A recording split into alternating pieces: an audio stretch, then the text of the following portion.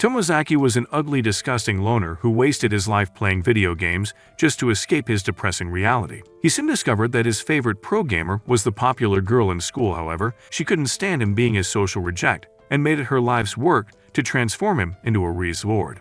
It was the end of the school day and Tomozaki was in the old AV room playing his favorite video game, the Super Attack Families, popularly known as TACFAM, and he was playing against Shuji Nakamura, a popular classmate of his. Nakamura had all the looks, the girls, good grades, and he was also athletic, but compared to him, Tomozaki was in the running for the loser of the year. However, there was one thing he was good at, which was this video game, but after defeating Nakamura, he started complaining about the game. Instead of accepting the fact that he was a sore loser, he blamed the game for his loss, so he suggested they play again.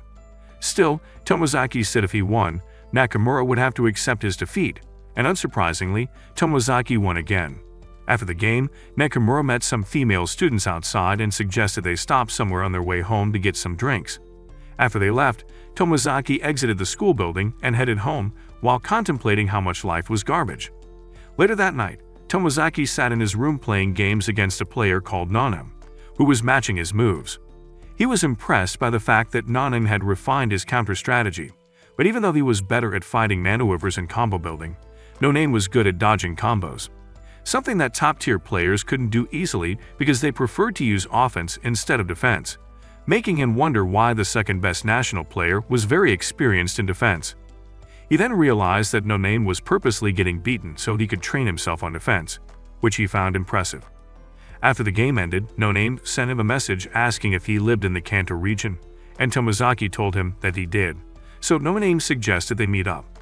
The next day at school, while everyone was fooling around and talking to friends, Tomozaki sat at his table watching them and wondered if he could ever become a top-tier character. During the break, Oi Hanami, a female classmate of his, called out to him, and when he stopped, she asked him if it was true he played TACFAM with Nakamura. Tomozaki didn't know how to respond, so he asked how she knew, and she said it was all everyone was talking about before asking who won the game. Nakamura cut into the conversation, admitting he had lost, but said it wasn't a big deal and told her to come along instead of gossiping about it. That weekend, Tomozaki went to meet up with Nanem because he was curious about the kind of person he was, but while reading a text from Nanem describing the clothes he was wearing, he realized that Nanem was a she and not a he.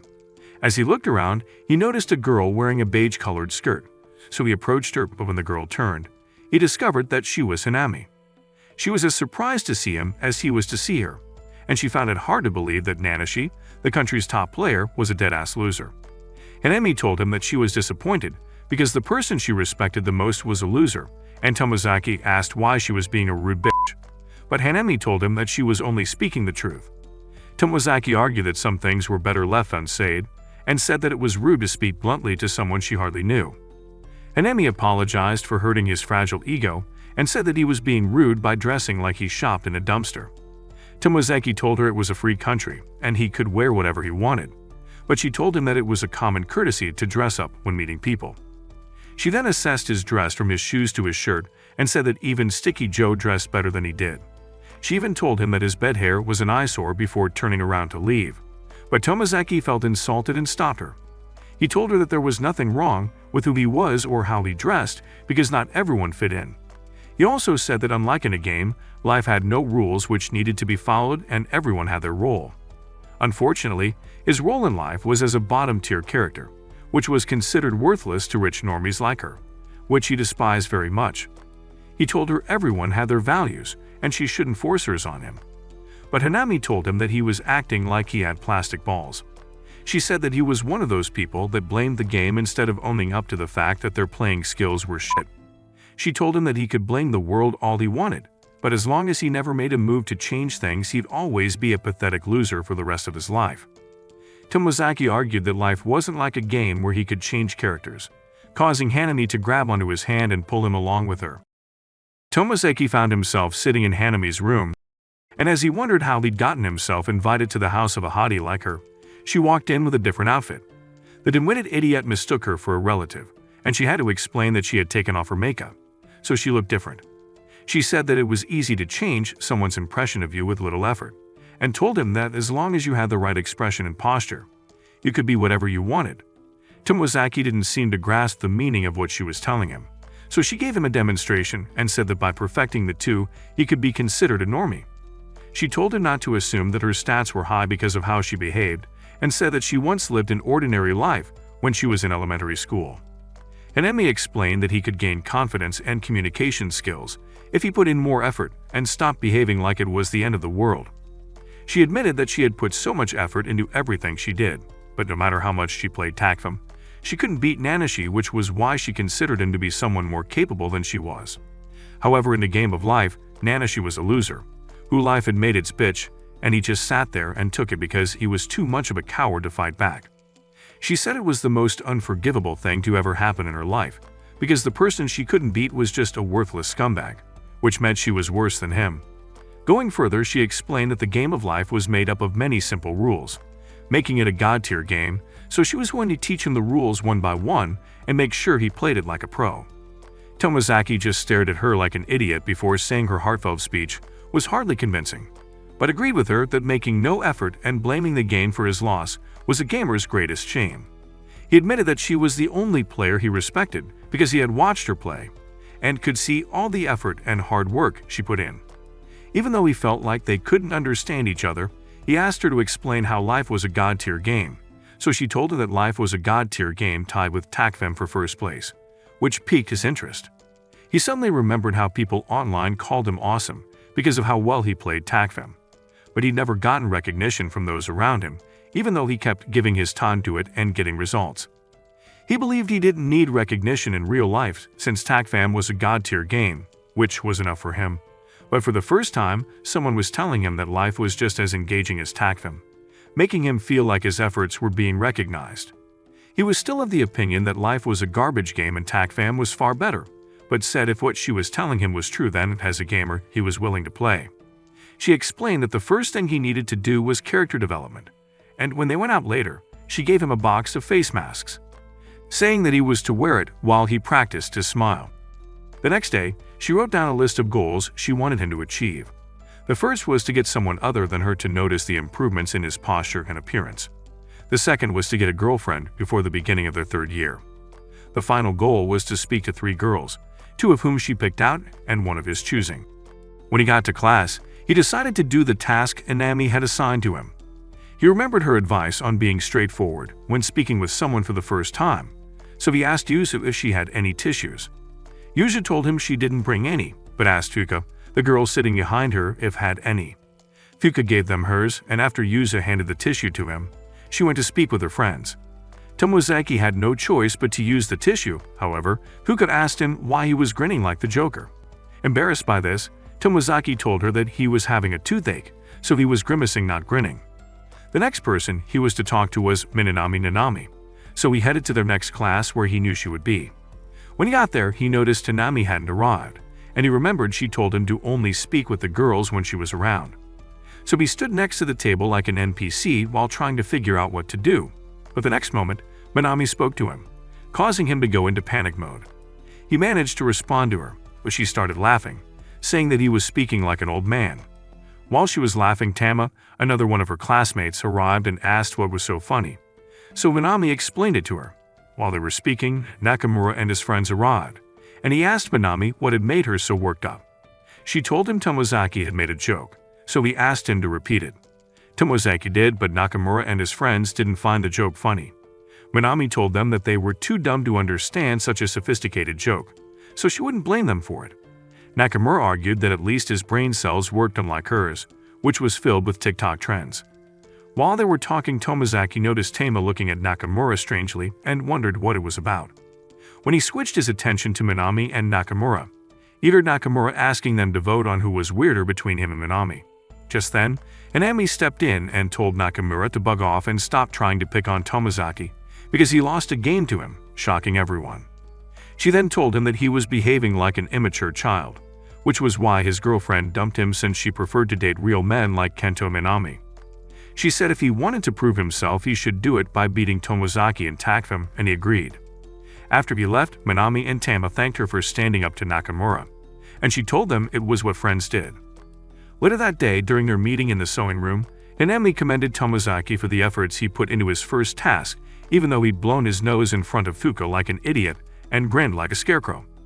But he told her that he'd made the whole thing awkward because he didn't know what to say. She told him it was all right, and said that as time went on he would get better. He then asked why Tama looked at Nakamura weirdly, so she explained that Tama had little tolerance for people like Nakamura. The next day, she told him that aside from working on his posture, he was to try talking to people while in a group. That evening after school, Tomozaki managed to insert himself into the conversation Hanami and Minami were having with their friends, thus completing his goal. When they got to the train station, Hanami informed him that he and Minami lived in the same neighborhood and encouraged him to try having a conversation with her. While they walked home, he asked Minami how she was always so happy and cheerful, and she told him that she believed that facing the world with a smile was a good thing, even when things were bad. They soon got to a zebra crossing, and as they waited for the lights to change, Minami asked if something was going on between him and Hanami, and he told her that there was no way a Grinch like him could ever bag a baddie like Hanami. The next day, Hanami told him to practice introducing new topics and expanding on them when he was speaking to people. She then gave him some flashcards with different topics on them, saying that if he ever got stuck on a conversation, he could use them. She also gave him a voice recording, which she told him to use when practicing so he could know what he had to improve on. Hanami told him that as of his training, he was going to spend his Saturday with her. That Saturday, Tomozaki arrived late at the mall and apologized to Hanami for showing up late. She decided to give him a pass because he managed to dress appropriately for their second outing. When he asked why they had come to the mall, Hanami didn't respond, but she smiled at him, causing him to worry about what she had planned. She then took him to a clothing store and explained that she was going to teach his fashion reject brain how to match clothes, calling it his character creation part 2. She pointed at a mannequin and said that it was better to buy a mannequin's outfit because the store's employees worked together to create the mannequin's outfit, which she said was like borrowing a pro's fashion sense. After he picked one he liked, Hanami told him to approach the store's employee and ask to try on the clothes. Tomozaki was surprised because, being a spoiled brat, he believed he could just buy it as it was, so Hanami had to explain to the pea-brained idiot that they had to find his size. When she noticed his hesitation, she asked why he was being a chicken and told him to just tell the employee that he'd like to try on the outfit. Tomozaki kept repeating the words as he approached the employee, but when he got there he started stuttering because his 500-megabyte processor brain had forgotten what he was supposed to say. So instead of asking to try on the mannequin's outfit, he asked to buy the mannequin, making Hanami wonder what kind of half-wit she was going around with. Later on, they went to a restaurant, and Tomozaki asked what kind of training he could get in a restaurant. Hanami told him they were just getting lunch to pass time before his hair appointment. She then asked if he decided on what he wanted to order, and after he told her, she suggested they share their meal. After they ordered, she asked if he listened to the recording she had given to him, which he said he did, so she asked what observations he made from it. Tomozaki admitted that his voice sounded different, and he noticed that most times he was mumbling like an idiot. Hanami told him that he could make changes by relying on words or phrases since he noticed. She told him that because he had a resting bitch face, his emotions weren't getting to people, so she said he was only allowed to use vowels throughout their conversation. Hanami explained that he'll have to convey his emotions through his facial expressions, gestures, and tone of voice. Just then, their server returned with their food, but when she called Tomozaki's name, they realized it was Fuka. Hanami greeted her, after which Fuka said she was surprised the two were friends, so Hanami explained that they became close after their home economics class. When she left them alone, Hanami told Tomozaki that Fuka was going to be his first heroine, which surprised him. She explained that they would work to make Fuka his girlfriend, because out of all the girls he'd interacted with, she was the only one who felt promising. She further explained that when he asked Yumu for tissues, Fuka already had hers out, but Tomozaki didn't understand. Hanami then pointed out that when Fuka came to drop off their food, she called his name first, even though she was sitting next to him. She said it was normal to greet a person of your gender first, but Fuka had spoken to him first, which meant she was interested in him.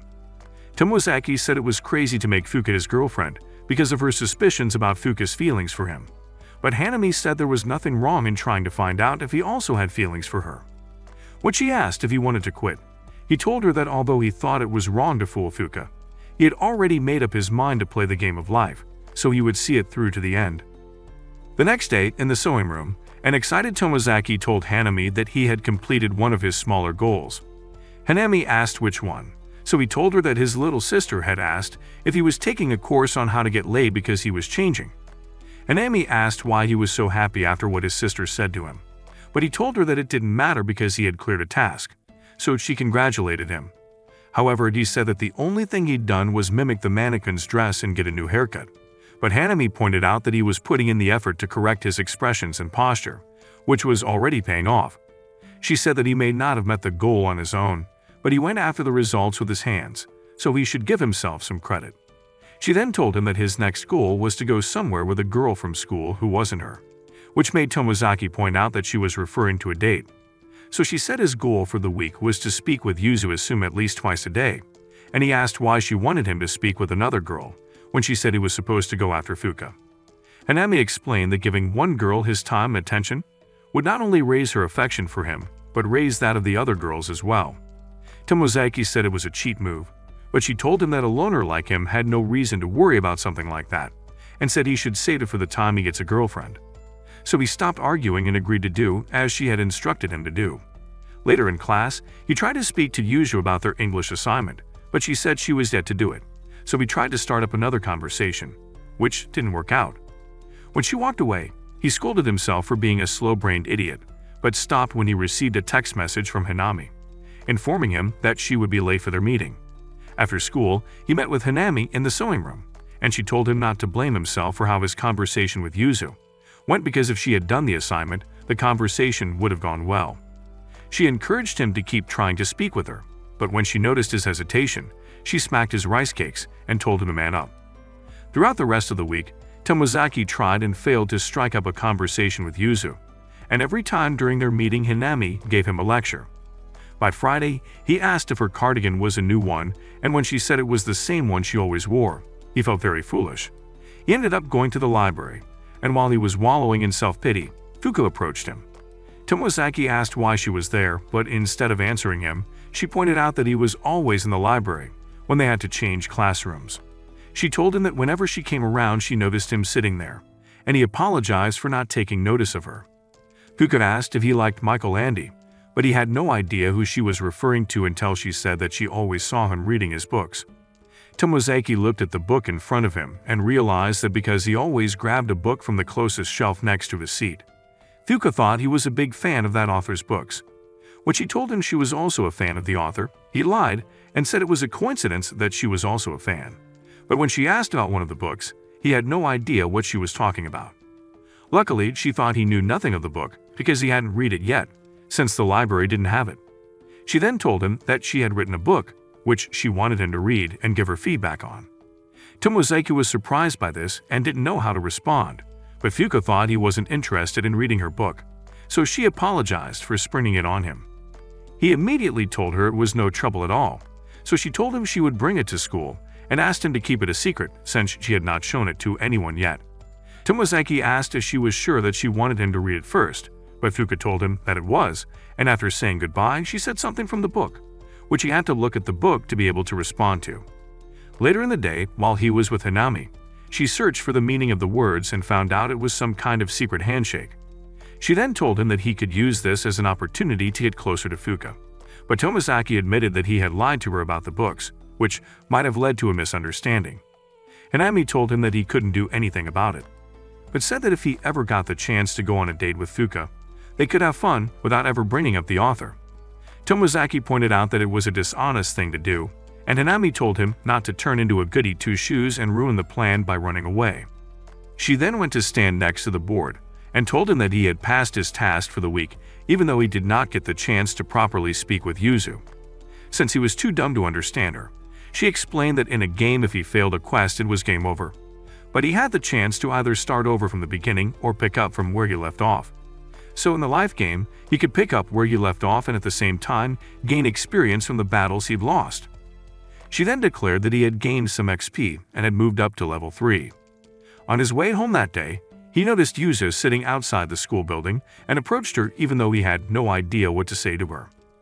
He then recalled Hanami telling him that if he didn't know what topic to discuss, he could talk about clothes or the look on the person's face, and this made him ask Yuzu what was wrong with her, since she looked kind of gloomy, but she popped off on him, saying he was mistaken because there was nothing wrong with her. Tomozaki apologized and decided to leave her alone before things got out of hand, but she asked him to teach her how to play takfem, which left him speechless. As they walked home together, Yuzu told him that she always walked home with Nakamura. Lately, he had been spending his time practicing takfem after school. She said that when she offered to play with him, he told her that she wasn't worth his time and said she would be as useless as a red light in Grand Theft Auto. She admitted that she wanted to prove him wrong, so she had gone to buy a copy of the game to practice on her own. Tomozaki figured that she didn't see much improvement as she practiced, and Yuzu complained that Nakamura was an airhead who didn't understand anything. She told him that Erika, another one of their classmates, had confessed her feelings for Nakamura, but he blew her off. She said that because Nakamura was always hanging out with her, she thought he liked her, but he proved her wrong when he told her to stop following him around like a lost puppy. Tomozaki wondered what it was like to be young and dumb like her, but asked if she wanted him to teach her to play takfem so she could beat Nakamura, and she said yes. He then asked where they were going to practice, so she suggested they go to her place to do so. At Yuzu's house, Tomozaki won the game, making her ask how he managed to move the way he did, so he started explaining it to her using gaming terms. Yuzu said his behavior was freaking her out, but he suddenly shouted out, saying he knew what she had to do. He then showed her technique and said if she mastered the technique, it would speed up her training. Yuzu tried to recreate what he had just shown to her, but she found it difficult, so he took a stopwatch from his bag and gave it to her. He told her to practice button mashing on it every day so she could be able to pull off the short hop technique in no time. He also told her that while she practiced at home, she should try to memorize the move, and showed her a saved game between him and Nanaim, saying that if Yuzu could memorize it, she could take on Nakamura. Yuzu asked how she was supposed to do all the moves, so he drew the instructions on a sheet of paper so it would be easier for her to memorize them. She asked if he also memorized all the controls and moves, and he told her that he had, but Yuzu asked if there was any point in learning all that. Tomozaki explained that he played takfem because he liked it and not because he wanted to gain fame or make friends. She said if he knew all the moves it wouldn't be fun for the other players, which would make others avoid him, and asked if he didn't care about that. Tomozaki admitted that he didn't care what people thought of him, and said what he hated was setting a goal to become stronger and not being able to meet it. Yuzu asked if he was happy being an unwanted loner, and pointed out that she had never seen him enjoy himself at school. He told her there was more to life than laughing with friends, but Yuzu said she couldn't imagine her life like that because she wouldn't change it. He admitted that he'd always seen life as a piece of garbage, but when he met an arrogant pig-headed gamer who was just as good as him, the person convinced him that there was more to life than he thought. He said because of that person, he learned to put more effort into the things he was doing in his life, and discovered that life was a good game to play. He then told her that she could change if she wanted to because that was how life worked. Days later, he met with Hanami at a cafe, and she told her that because he was able to spend time with Yuzu and not screw things up didn't mean he was off the hook. She said there was another heroine in his playthrough, and asked if he decided to ask Fuka out on a date yet. Tomozaki said he was still thinking about it, so she gave him some tickets and said that if he ever grew the balls to ask Fuka out, he should make use of it. That night, Tomozaki used the voice recorder to practice how he'd ask Fuka out, but he accidentally switched folders and ended up playing a recording Hanami had made. While listening to it, he realized it was a recording from the day she teased Nakamura for getting dumped, and was amazed by how much effort she put into becoming who she was. The next day, he met Fuka in the library, so he confessed to her that he had never read any of Michael Landy's books, and admitted that he picked the book because it was closest to his seat. He said he only pretended to read them while he was formulating game strategies in his head, and Fuka asked how he knew what to say when she said those coded words to him, so Tomozaki told her that it happened to be on a random page he opened. He then apologized for lying to her, but said that he'd always come to the library, and they could talk about anything she wanted regardless of their favorite authors. He also admitted that he was thinking of reading Michael Landy's books, and asked if they could read them together, which she agreed to. That evening, he told himself that he didn't ask her out because he felt guilty about having to lead her on, and planned to tell Hanami that he would ask Fuka out when he felt everything was better. Just as he was about to step out of the classroom, Nakamura's friends stopped him and took him to the old Av room to meet Nakamura, who was waiting for their rematch. Before they began playing, Yuzu opened the door and came into the room, and when Nakamura tried to get her to leave, she told him she wanted to play against him. Erika, who had accompanied her, tried to tell her there was no use, but one of Nakamura's friends cut her off, saying that he and Tomozaki were about to face off in the game, so the girls insisted on staying to watch. When the game began, Tomozaki showed Nakamura that they weren't on the same level by defeating him easily. But when he tried to leave, Nakamura challenged him to another round.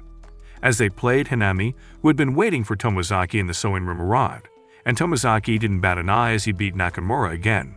Still, he demanded they play again and kept losing each time until Erika spoke up, saying he should give it a rest and stop embarrassing himself. Nakamura told her that it was none of her business, and said that she could leave whenever before asking why she was hanging around him. Erika asked why he was being a bitch, and said that if he was feeling high and mighty because she told him she liked him, he had better get off his high horse. She said that she only said it to see if she'd get a chance to date the most popular guy in class. She said she wouldn't have done something so stupid if she knew he was such a freak, but Nakamura told her that he couldn't care what she thought of him. Erika said he was only going to keep embarrassing himself by playing against Tomozaki, and asked if he was so dense he couldn't read the writing on the wall. She called him a pathetic good-for-nothing loser for not being able to win a game he'd spent all this time practicing, and called the game stupid, causing Tomozaki to speak up.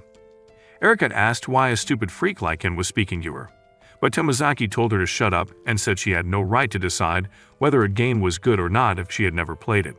He told her that a dumb bitch like her didn't understand what it meant to put effort into doing something like Nakamura had done with the game, because even though he kept losing, it didn't stop him from fighting. He said she had no right to mock Nakamura for losing because his efforts were paying off, and added that although he hated when people insulted Takvim, he hated people who mocked someone else's efforts. Yuzu backed him up by saying there was nothing wrong with liking something and said she had been playing the game recently, so she understood where he was coming from. Erika got tired of listening to the game nerds, so she turned around and left with her friends, and Yuhu fell to her knees because all her bravado had left. Nakamura told her she didn't have to say anything to this self-imposed queen bee, but praised her for standing up to her. He then packed up his game and left with his friends, but told Tomozaki they would play again. When it was just him and Hanami left in the room, Tomozaki pointed out that this was the first time she didn't say something in a conversation. Sometime later, Tomozaki and Hanami went to a restaurant, and he told her that Nakamura wasn't picking on him as much. But when he asked if she had anything to do with it, she changed the topic. She asked if he was ever going to ask Fuka out, so he told her that he was working on it, but pulled out some tickets from his jacket and asked if she would like to go to a screening with him. Hanami declined his offer, saying she had club meetings at that time, but suggested they see a different movie when she was done with her club activities. Tomozaki felt excited, although he wasn't sure if it was because a beautiful girl asked him out or if it was because he was on his way to living an interesting life, but he decided to go with the flow and agreed to go with her. The next week, while they were settling in for class, Tomozaki reminded Yuza that Nakamura's birthday was coming up, and she started freaking out about why he was telling her, causing him to wonder if he'd said the wrong thing. Later during lunch break, Mizusawa, one of Nakamura's friends, approached Tomozaki, which surprised him, so he asked if Nakamura was looking for him again. Mizusawa laughed and told him that he wanted to speak with him about what happened the last time. He told him that he shared the same views with him, and said it was pretty cool the way Tomozaki boldly said what he was thinking, so he wanted him to know that he had people on his side. That evening in the sewing room, Tomozaki told Hanami about his conversation with Mizusawa, and said he suggested that they hang out together with her and another girl. Hanami said it was a good idea, and told him to be the one to invite the girl as a sort of practice for one of his tasks.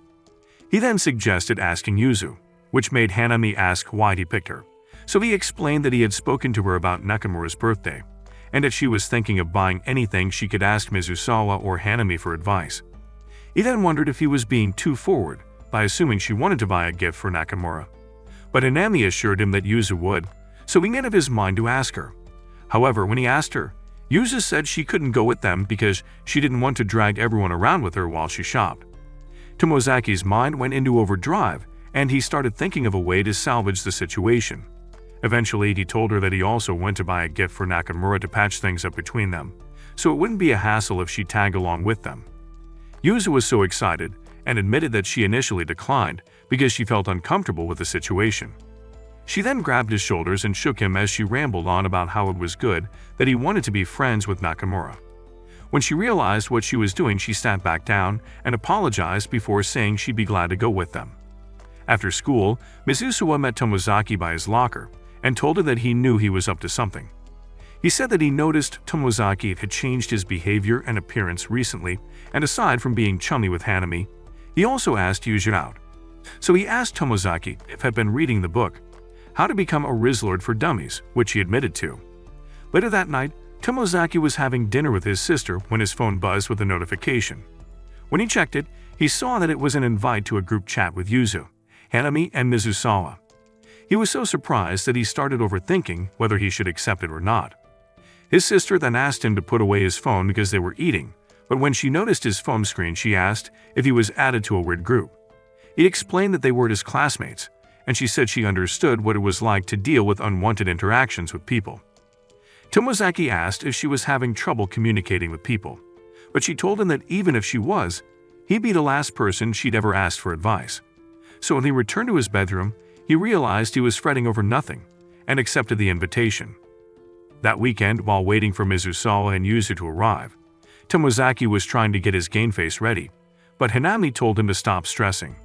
He tried to explain that he wasn't used to being around other people, so she reminded him that he was the one that not only agreed to go out, but he also added shopping to their outing. Hanami told him not to be a whiny bitch about it, and to use it as an opportunity to complete the task she had given him. Mizusawa arrived at that moment, and Hanami started teasing him, surprising Tomozaki with her immediate behavior change. Yuzu soon arrived, and as Tomozaki watched her interact with the others, he wondered if he could fit in easily like her. Seeing as they were now complete, they headed to a store to pick out Nakamura's gift, but Yuzu was having a hard time figuring out what she wanted to buy.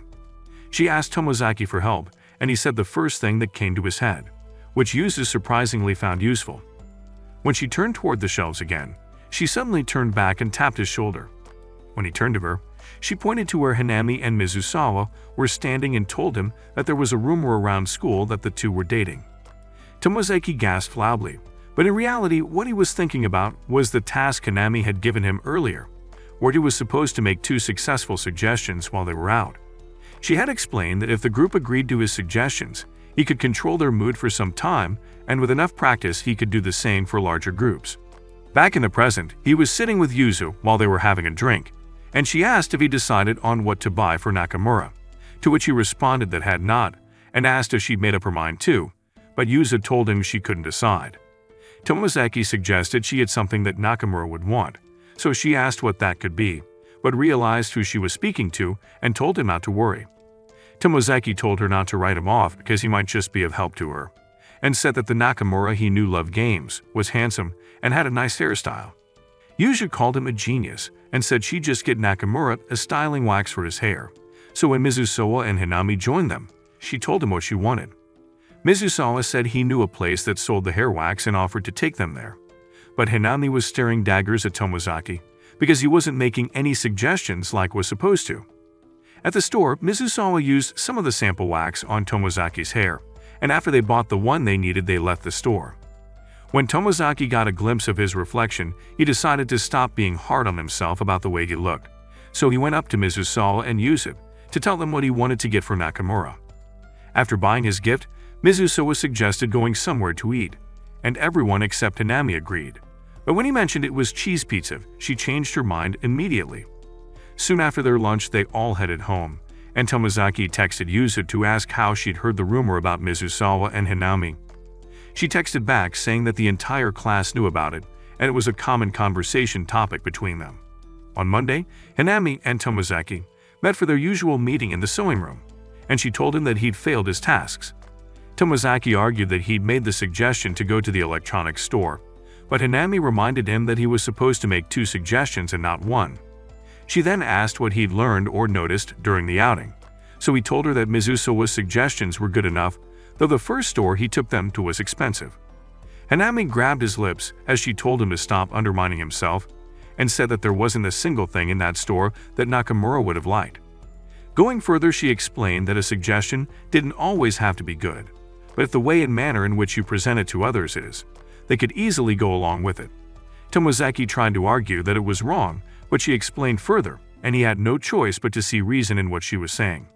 Later in class, their teacher asked if anyone was interested in running for student council president, and Hanami stood up, which wasn't surprising to Tomozaki. The teacher then asked if anyone else was interested, and Minami raised her hand. She then turned to Hanami and told her that she was going to make sure she won.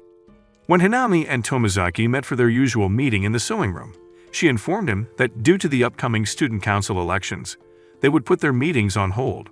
However, she told him that his new task was to become Minami's campaign manager, and explained that Minami was a very social person, so he could use the opportunity to brush up his social skills. Tomozaki told her that he wasn't sure if he'd be able to help Minami, and said he didn't want to be the reason she lost the election. Hanami assured him that it didn't matter who Minami's campaign manager was because there was no way she would be able to beat her. After leaving Hanami, Tomozaki was lost in thought thinking about the task she had given him, when Minami came running down the hallway and nearly ran into him. He apologized and used the chance to ask if he could be her campaign manager, but Minami refused his offer, saying he was an unreliable person. Later that day, Tomozaki went to the library, but he just sat at his table looking worried, so Fuka, who was reading a book on the table next to him, asked what the problem was.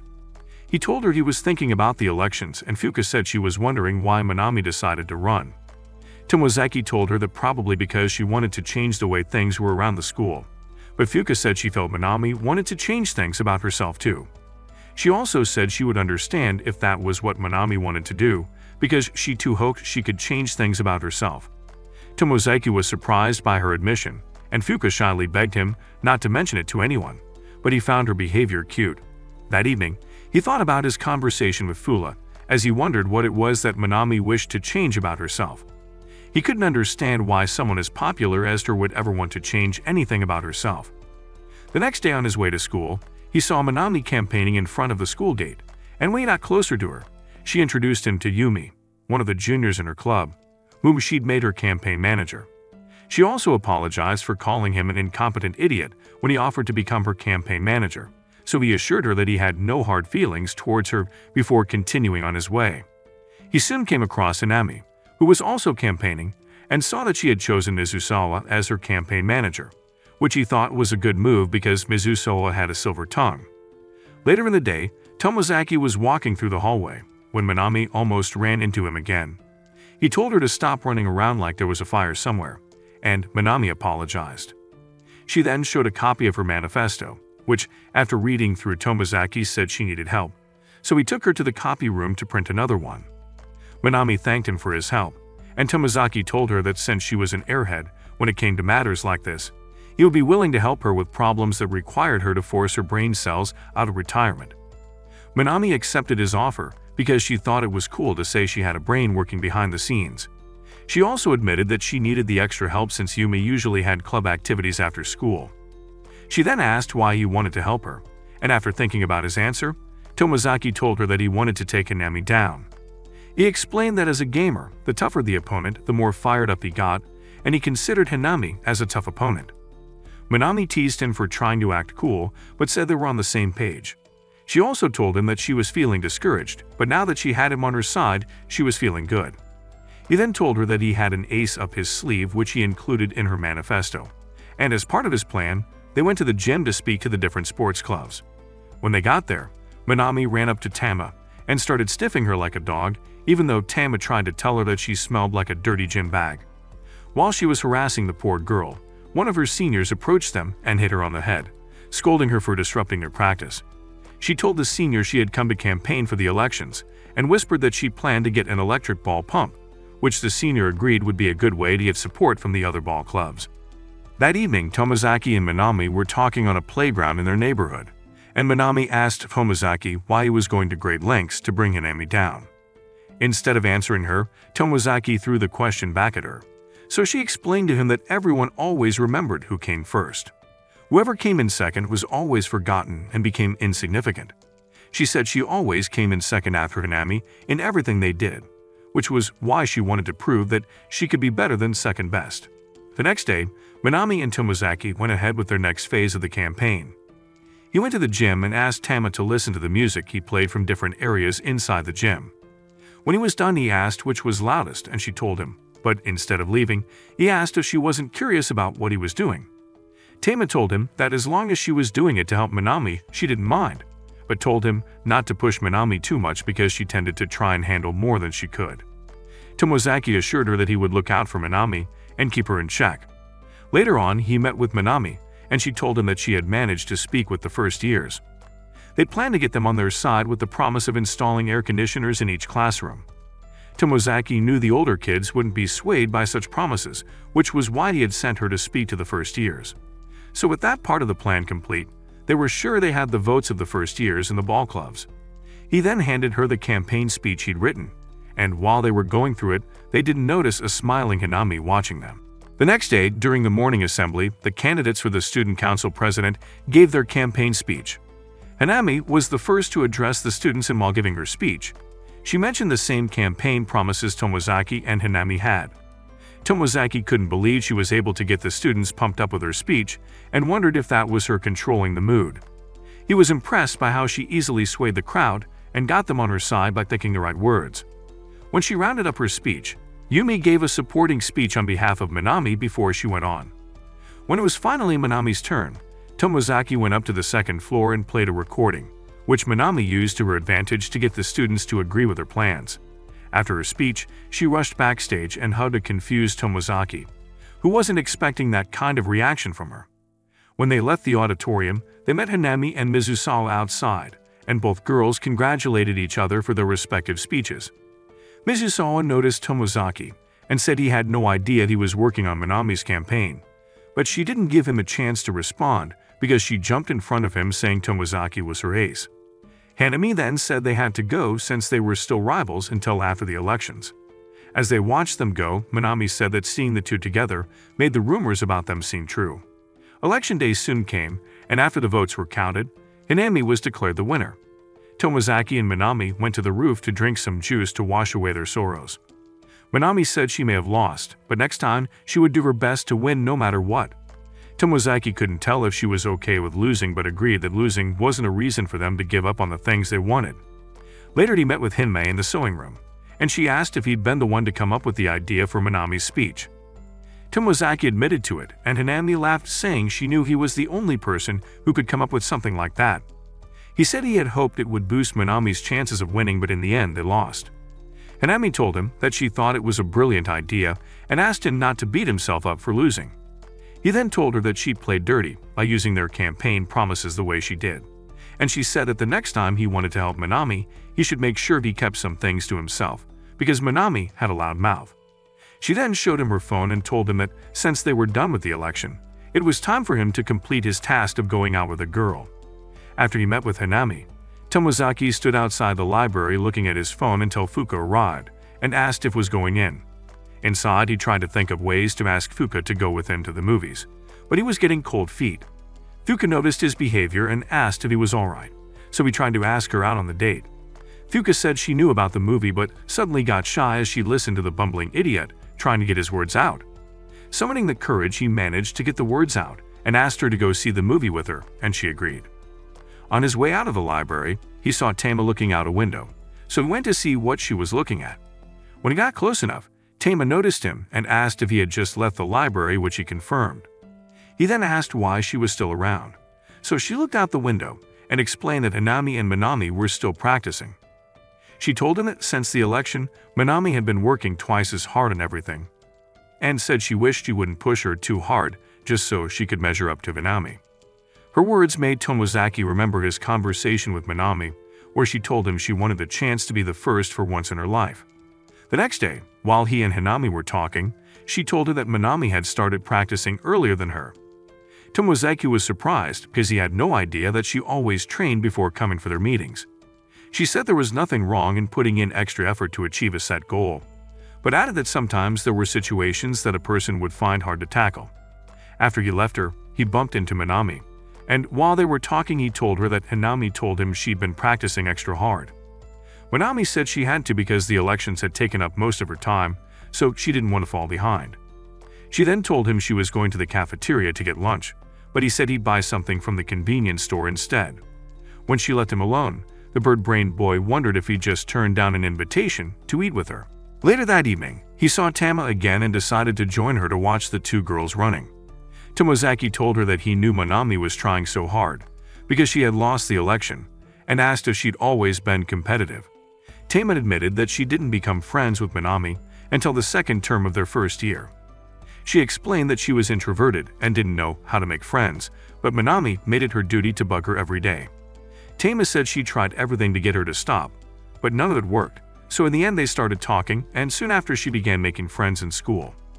She also told him that Hanami had come to her one day and said that Minami asked her for advice on how to befriend Tama.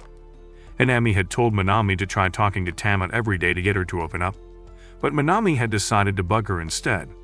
However, Hanami made Tama promise not to tell Minami she knew about the conversation because she would feel embarrassed. This was why whenever Minami set her mind to do something, she didn't try to stop her, since she always did them with all her heart and good intentions. As the weeks progressed, Tomozaki noticed that Minami had been sleeping more during classes and wondered why she was pushing herself.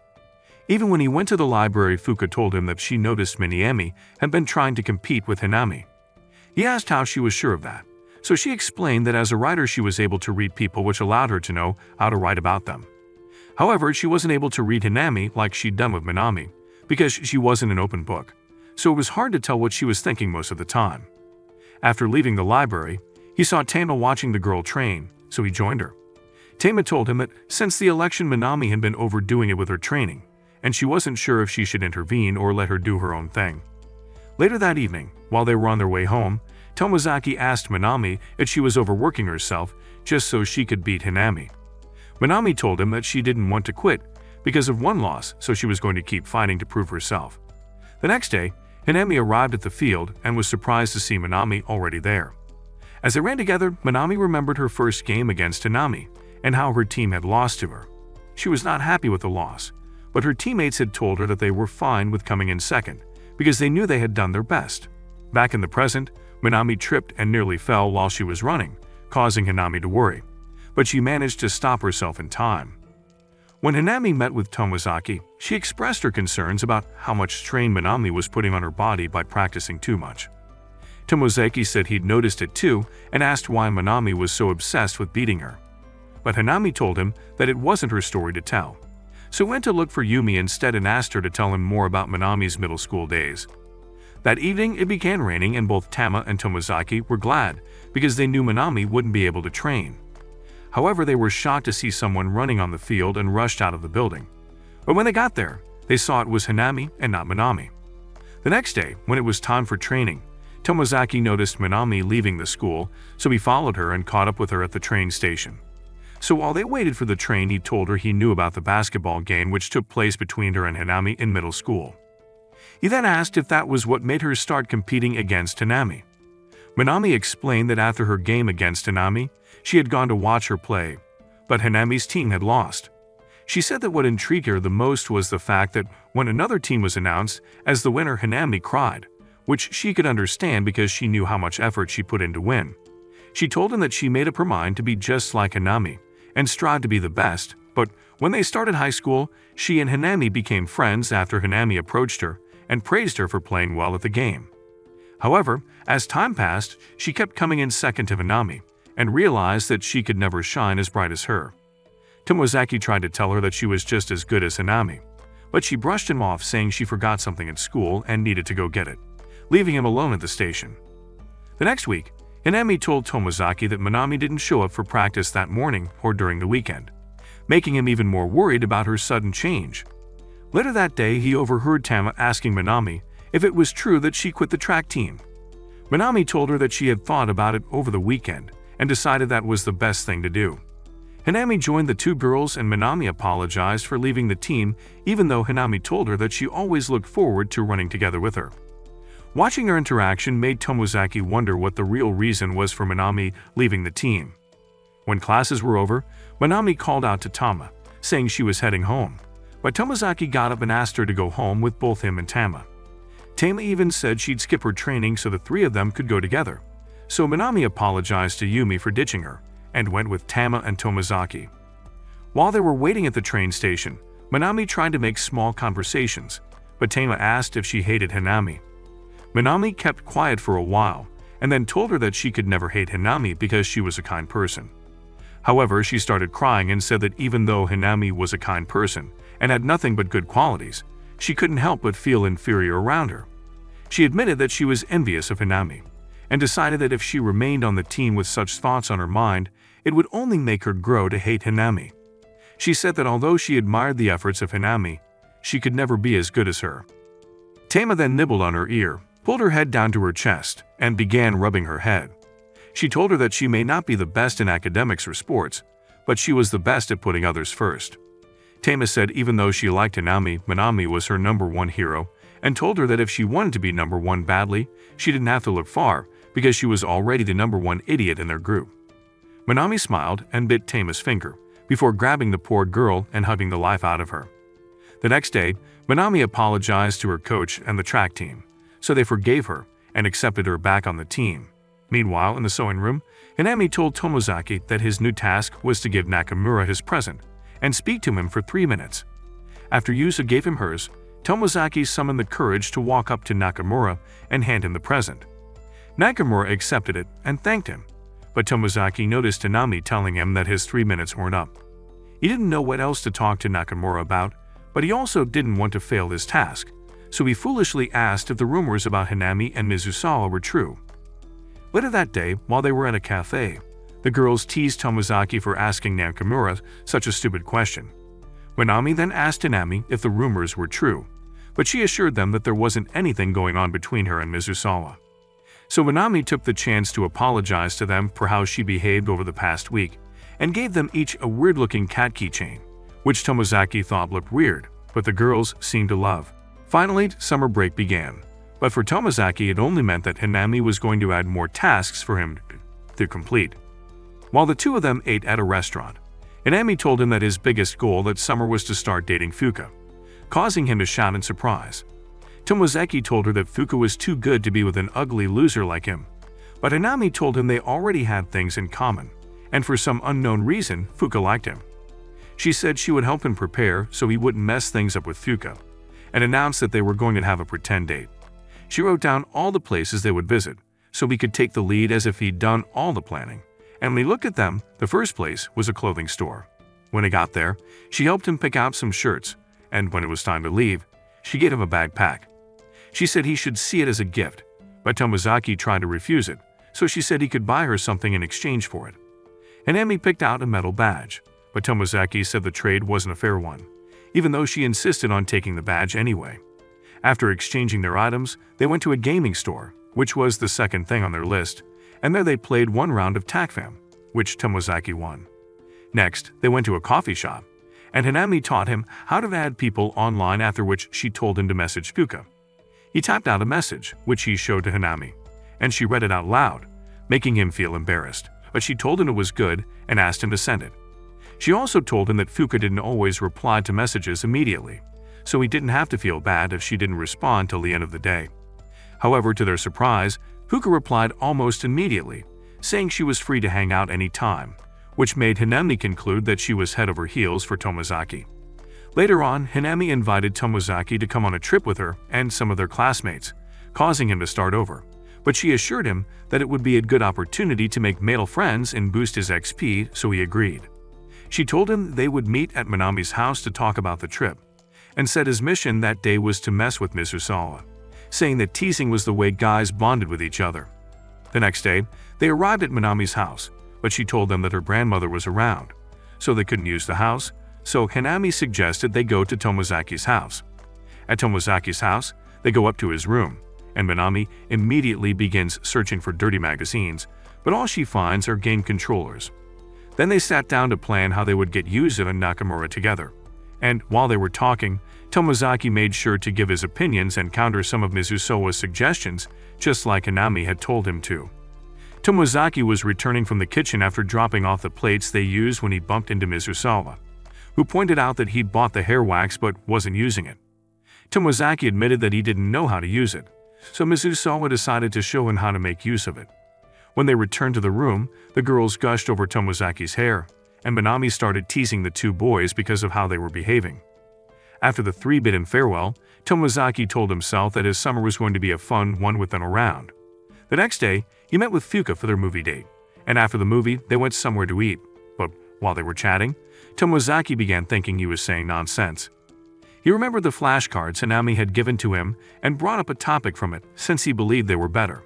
However, Fuka told him that she felt he changed from someone easy to talk to someone whom she struggled to speak with, which made him feel like he'd failed his task.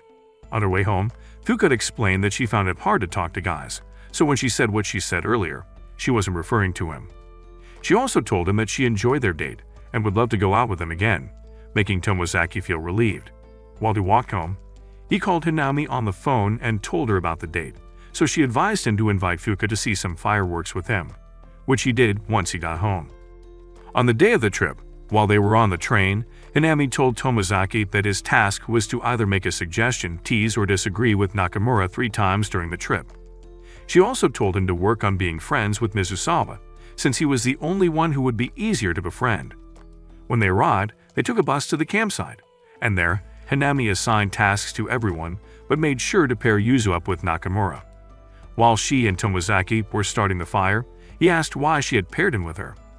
Hanami said aside from Yuzu and Nakamura, who had to be together, the remaining tasks weren't something he could handle, and she knew that if she paired him with any other person he'd just stand there glitching like an old computer. She also said she was tired of pretending to be perfect, so being with him would give her a break from that.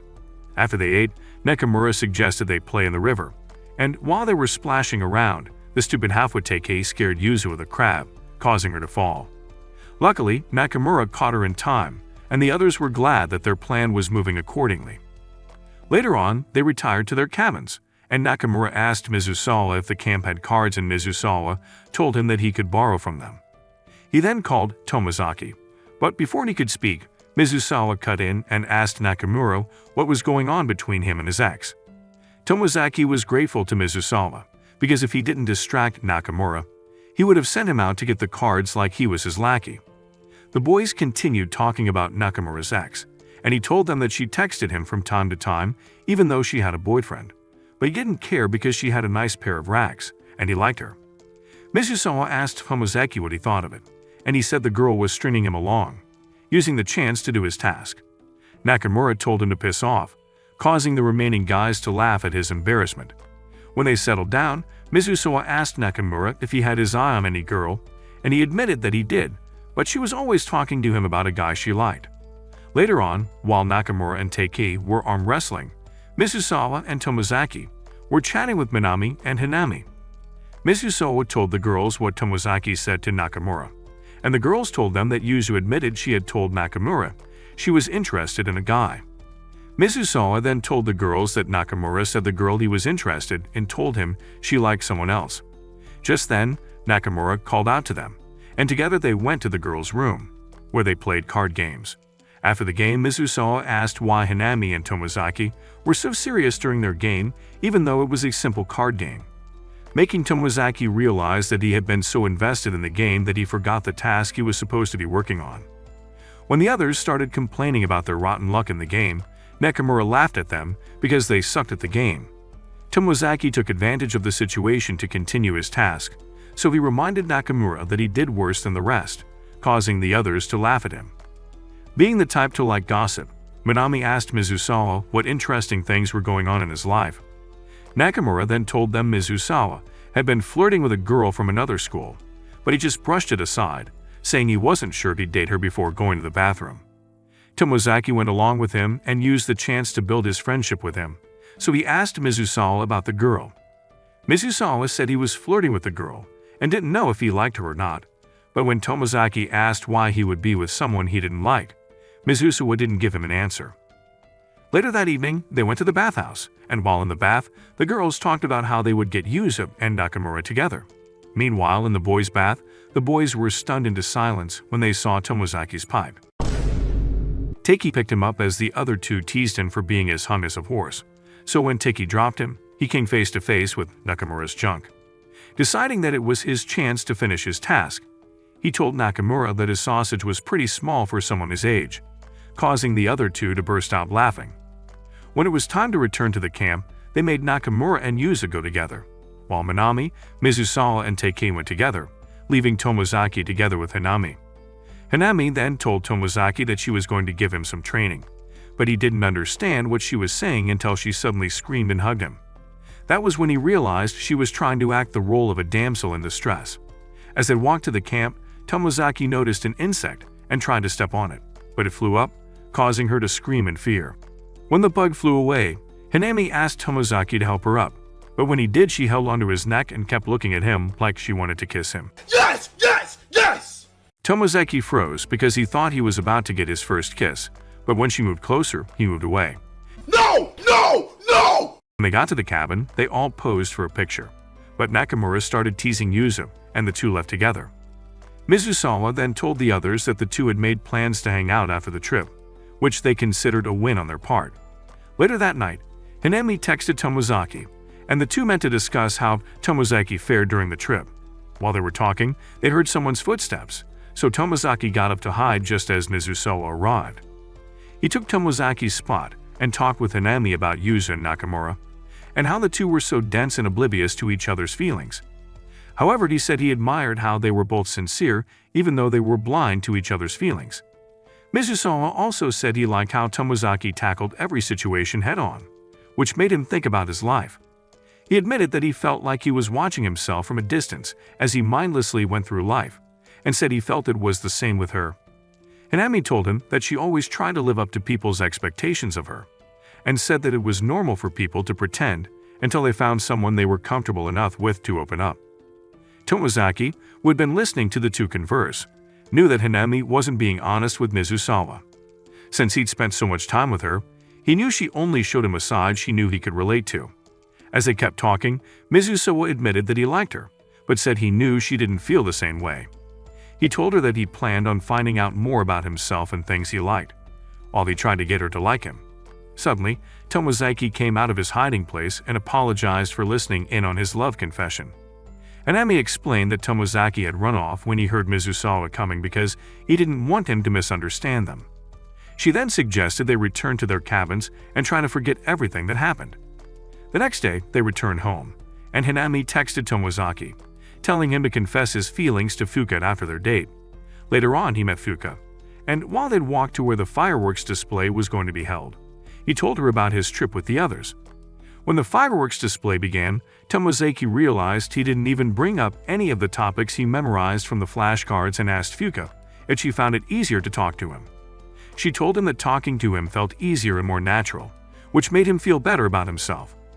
When the display ended, he remembered Hanami's suggestion, but instead of confessing as she told him to, he told Fuka they should head back.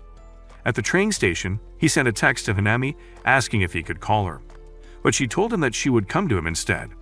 When she arrived, she asked if he'd confessed to Fuka, and he told her that he didn't. He then explained that the entire time he was with Fuka, he didn't bring up any topic he had memorized, but when he asked if she enjoyed talking with him, she said yes. This made him understand that he found it hard to talk to her before because he wasn't being himself. Hanami told him that the next time that happened, he should have countermeasures in place, but he told her that he didn't need them. He said they were supposed to focus on whether he had feelings for Fuka or not. Hanami didn't seem to share the same views because she felt that people saying they had to find themselves were stupid. She argued that going through life without strategies and goals was pointless, but Tomozaki told her that setting goals and tasks as a reason to keep moving forward was wrong. However, Hanami took it as he was giving up on changing his life, so she removed the badge she'd given to her from her bag and told him to return her bag packed before leaving him alone. As he watched her train leave, he blamed himself for ending a relationship he thought was blooming. Days later, Tomozaki was in his bedroom playing TACFAM, while he remembered his last conversation with Hanami. Just then, his sister came into the room and asked him to come down for dinner, but before she left, she told him that she had no idea what was going on that made him revert to his old pathetic loser lifestyle. When he went downstairs, she pointed out that since he'd been holed up in his room, he didn't pick up his phone once. She also informed him that he'd received messages from a girl, but because he was behaving like it was the end of the world, he didn't respond to them. Tomozaki picked up the phone and saw that the messages were from Fuka, asking him to go pick up a new book, so he texted her back, saying he would go with her. When they met up, he went with her to the bookstore to get her book, after which they went to a restaurant. In the restaurant, he told her that someone had been teaching him how to build his confidence and change his lifestyle.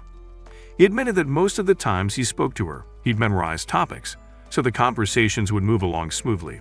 But when she told him she found it easy to talk with him on the night of the fireworks display, he hadn't used any of the memorized topics. He also told her that while he liked the new him, he was worried that he was losing his real self, so he wasn't sure what to do. Fuka told him that whenever she thought of him, all she ever saw was black and white, which made her feel like they were similar. But as she got to know him, she started seeing more color, and told him that if that color was a result of the guidance of someone, it was a good thing. She made him understand that he could keep being himself while enjoying his new life at the same time. Later that night, Tomozaki texted Hanami, asking to meet up and talk, so she told him to meet her at the same place they first met. When she got there, he told her that before meeting her he thought life wasn't something to enjoy. But as time went on, she showed him that just like in video games, he could do whatever he wanted. He then gave her a whole-ass speech on how life wasn't about strategies and plans, but Hanami didn't agree with him. So he told her that the reason she wasn't able to be him in Takvam was because she didn't know what she wanted. He told her that because he was sure of what he wanted in the game, he was able to become one with it. Knowing that he had touched a sensitive topic, he told her that he would continue to live his life, but this time he would do it while exploring his own identity. He hoped that by doing so, he could prove to her that she was wrong about everything. Hanami still insisted that he was saying a boatload of rubbish, but agreed to try things his way. They then went to a restaurant to have lunch, and Hanami told him that since he was still trying to win at life, his next task would be to get a part-time job. On the day of his job interview, he discovered that Mizusawa also worked there, and he was going to work together with him. Sometime later, he went with Hanami, Minami, Mizusawa, and Yuza to help Yuzu pick out an outfit for her date with Nakamura. Yuzu tried on different outfits, but the Three Stooges couldn't agree on the best one, so she turned to Tomozaki for advice, and since his fashion sense was almost non-existent, he told her that she looked good in all of them. Another day, he went shopping with Minami and Tama, and Minami insisted on buying a weird-looking keychain because she felt it looked like Tama. Tomozaki also picked a keychain, and when he returned home, he gave it to his sister, who was going to reject it until he told her Minami liked it. He also made time to go on dates with Fuka, while doing his new job and playing Takvam.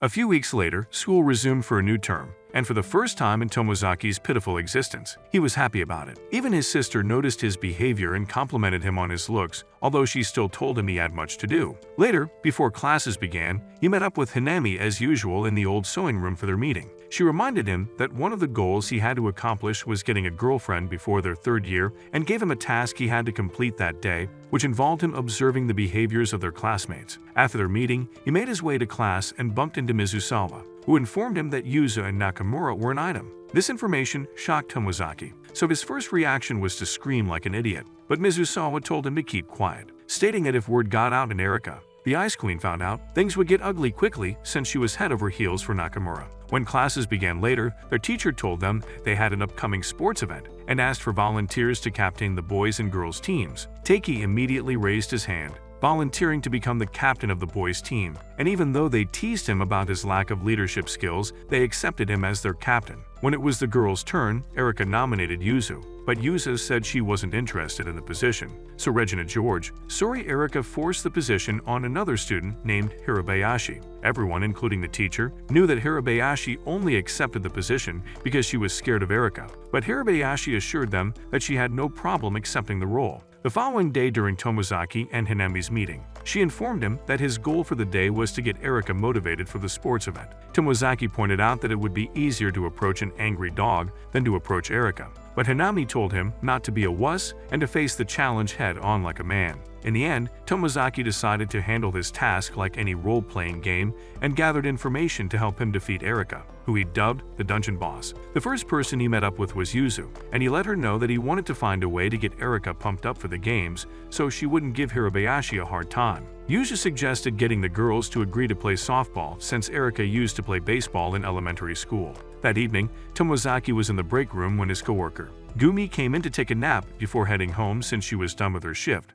Tomozaki wasn't surprised because Gumi was a lazy bum who always found the easiest ways to do her job. Because she didn't like getting stressed out, her life's dream was to make money in the easiest way possible. Looking at her and thinking of her nonchalant attitude towards life made Tomozaki think of Erika, and since both girls were similar in their lack of enthusiasm for things they didn't like, he asked Gumi for advice. After listening to his story, Gumi confirmed what Tomozaki already suspected, that Erika had it out for Hirabayashi. She told him that unless Erika gained something in return, she would make Hirabayashi suffer. After work, he met with Fuka to ask her opinion about Erika, since he knew she was the type to observe those around her. Fuka told him that Erika hated being looked down on, so she acted like she didn't care about the event. No one would look down on her if they lost or won the game. With Fuga's explanation, Tomozaki compiled all the information he'd gathered and concluded he'd found a way to motivate Erika for the sports event. The next day, the class held a meeting to decide on the sports event each team would participate in, and it was decided that the boys would play basketball while the girls would play softball.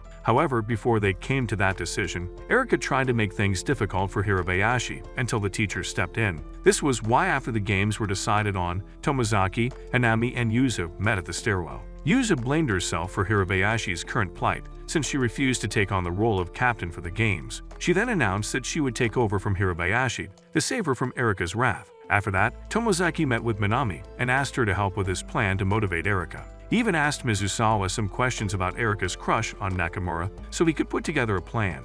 Days before the sports event, he told Hanami he had a plan and asked her to help him execute it. He also spoke to Yuzu and Mizusawa, asking them for their help with his plan, and they both agreed without a second thought. His plan was simple. First, he got Yuzu to speak with Erika and ask for her support since she was now the team captain. Next, he had Hanami tell one of Erika's minions that she would lead the team to victory since Erika wasn't interested in the games. When Erika heard this, she became annoyed since she didn't like the idea of Hanami surpassing her. So she became motivated only because she wanted to prove she was better than her. Finally, Tomozaki had Mizusawa tell Erika that Nakamura liked athletic girls because he knew she would want to do her very best to get Nakamura to notice her since she liked him. On the day of the sports event, Erika was so invested that she led their team to victory alongside Minami and Hanami, who were also very good at softball. When it was time for the basketball match, Tomozaki remembered the goal Hanami had set for him to accomplish, which was to make a layup shot. Unfortunately, Tomozaki was no LeBron James, so in the first 30 seconds of the game, he racked up a flurry of fouls and was benched for the rest of the game, even though he practiced very well in the days leading up to the game.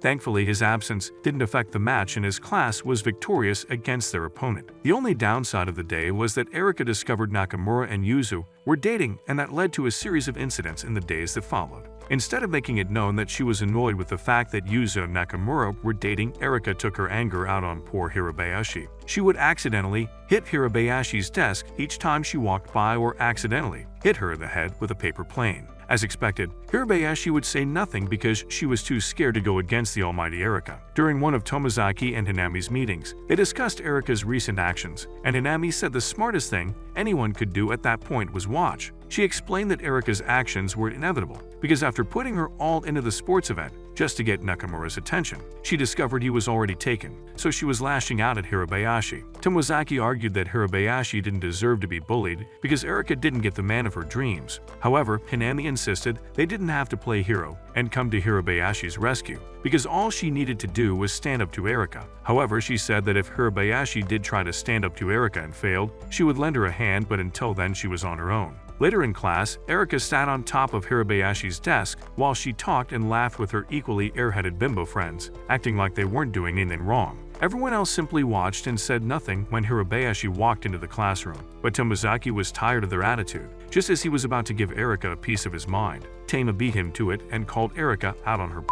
She told her to stop bullying Hirabayashi because she was upset over the fact that Nakamura wanted nothing to do with a low-budget tsundere like her. Annoyed but still trying to keep a cool expression, Erika gripped Tama's arm and asked why she was vibrating like a busted-up dishwasher when she realized she was shaking. Tama angrily slapped Erika's hand away, so Erika held her wrist and made a big show of how she was in so much pain even though that was a big fat lie. Tama argued that she hadn't hit her hard, but Erika simply told her she'd drawn the battle line and walked away. In the days that followed, Erika shifted her attention from Hirabayashi to Tama and began accidentally bumping into her desk or trash-talking Tama to her friends. Unlike Hirabayashi, Tama called Erika out each time she did that, but Erika refused to accept that she was wrong and asked Tama if she wanted to hit her again. Minami and Hanami did their best to calm Tama down and prevent things from escalating, but it seemed like even though Tama was the victim, their classmates were beginning to take Erika's side. A few days later, Tomozaki and Hanami met in the sewing room where he proposed that they speak to Tama and ask her to stop butting heads with Erika. Hanami refused, saying Tama didn't need to change. She argued that Tama wasn't wrong in defending herself against the cowardly Erika.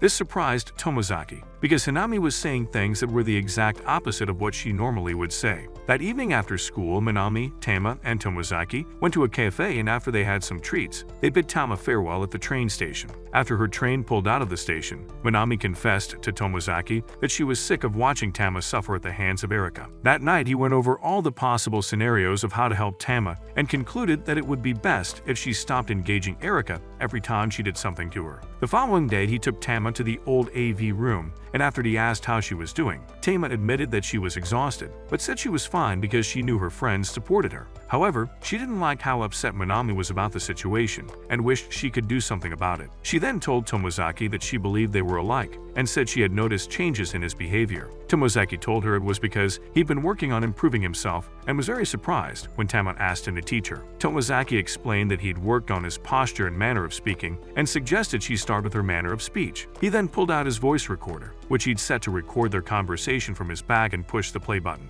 After he played the recording, he asked Tama what she thought about her tone of voice, and she admitted that she sounded harsh. This made him tell her that if she didn't watch the tone of her voice, people would misunderstand what she said. However, he pointed out that her way of speaking and her expressions had nothing to do with why she didn't get along with her classmates, and advised her against arguing with Erika for the time being. Later, they met Minami outside the school, and she was surprised to see them together, but they didn't tell her the reason they were together. The next day, when Erika bumped into Tama's desk like she normally did, Tama surprised everyone by ignoring her. After school in the old AV room, Tomozaki praised Tama for being able to restrain herself from arguing with Erika. Tama admitted that it had taken a lot for her not to tell Erika that she was nothing but an empty-headed floozy after she hit her desk. Tomozaki said that not arguing with Erika would prevent the situation from escalating and give them enough time to change the opinions of their classmates. Unfortunately, they weren't sure how to go about it, and just as Tomozaki said they would need help to do it, Mizusawa opened the door. He told them that he suspected they were working together to handle the situation with Erika, so he kept an eye on them. He then said he would lend them a hand if they needed help with Erika. However, Tama's reaction to his offer wasn't one of happiness or excitement, so Tomozaki asked Mizusawa why he and Nakamura didn't get along with Tama. Mizusawa explained that Tama and Nakamura once got into an argument, and since he took Nakamura's side, it was obvious Tama wouldn't want to hang out with him. Tama kept silent as he finished speaking and didn't try to argue or agree with what he said. When Mizusawa picked up his bag and tried to leave, Tomozaki told Tama that as part of her training, she had to try being friends with Mizusawa, which surprised them both. After explaining the reason behind the task, they both agreed to give it a shot, so Mizusawa sat before her, and they attempted to have a conversation. Mizusawa asked Tama if she hated him and Nakamura, so she explained that she always avoided them because she always heard them saying mean things about her, which she didn't like. Mizusawa was surprised by the revelation, but agreed that they had said a few mean things about her. To lighten the conversation, Mizusawa asked if there was someone she liked. Tama became embarrassed and told him she wouldn't tell him even if he begged her to, so he began teasing her. He asked if she was acting shy because the person she had a crush on was Tomozaki, and she didn't want him to find out. Tama immediately set the record straight and said she'd never fall for a light Yagami ripoff who had 0 rays and smelled like a garbage dump. However, she apologized after Tomozaki made it known that her words had hurt his fragile male ego. When they decided to head home, they ran into Minami, who was surprised to see the three together. When she asked why they were together, they took her to a cafe and explained the situation to the dim-witted, bird-brained girl. Minami was pleased to find out that they were trying to help Tama, and she thanked them. After the girls left, Tomozaki and Mizusawa stayed behind to discuss ways to help Tama make peace with their classmates. Mizusawa suggested inviting Teiki to the next meeting so he could speak with Tama, and since he was a dumb idiot, Tama's harshness wouldn't affect him. The next day, Hanami told Tomozaki that even though she disagreed with his methods, she wouldn't interfere with what he was doing. She also told him that until the issue between Erika and Tama was resolved, they wouldn't meet up as usual. In the days that followed, Erika did her best to provoke Tama, but Tama refused to play her games. Eventually, the rest of the class began to take Tama's side, and even though they didn't say it out loud, they all agreed Erika was behaving like a pompous, spoiled brat. However, Tomozaki was more concerned with Hanami because she wasn't acting strange. Some days, he'd find her chatting happily with Mao, one of Erika's lackeys, and he couldn't help but wonder why. During one of the meetings he held with Tama and Mizusawa, Teikei rushed into the room and landed face first on the floor, completely embarrassing himself. After he got off the floor, he apologized to Tama for the hell Erika had been putting her through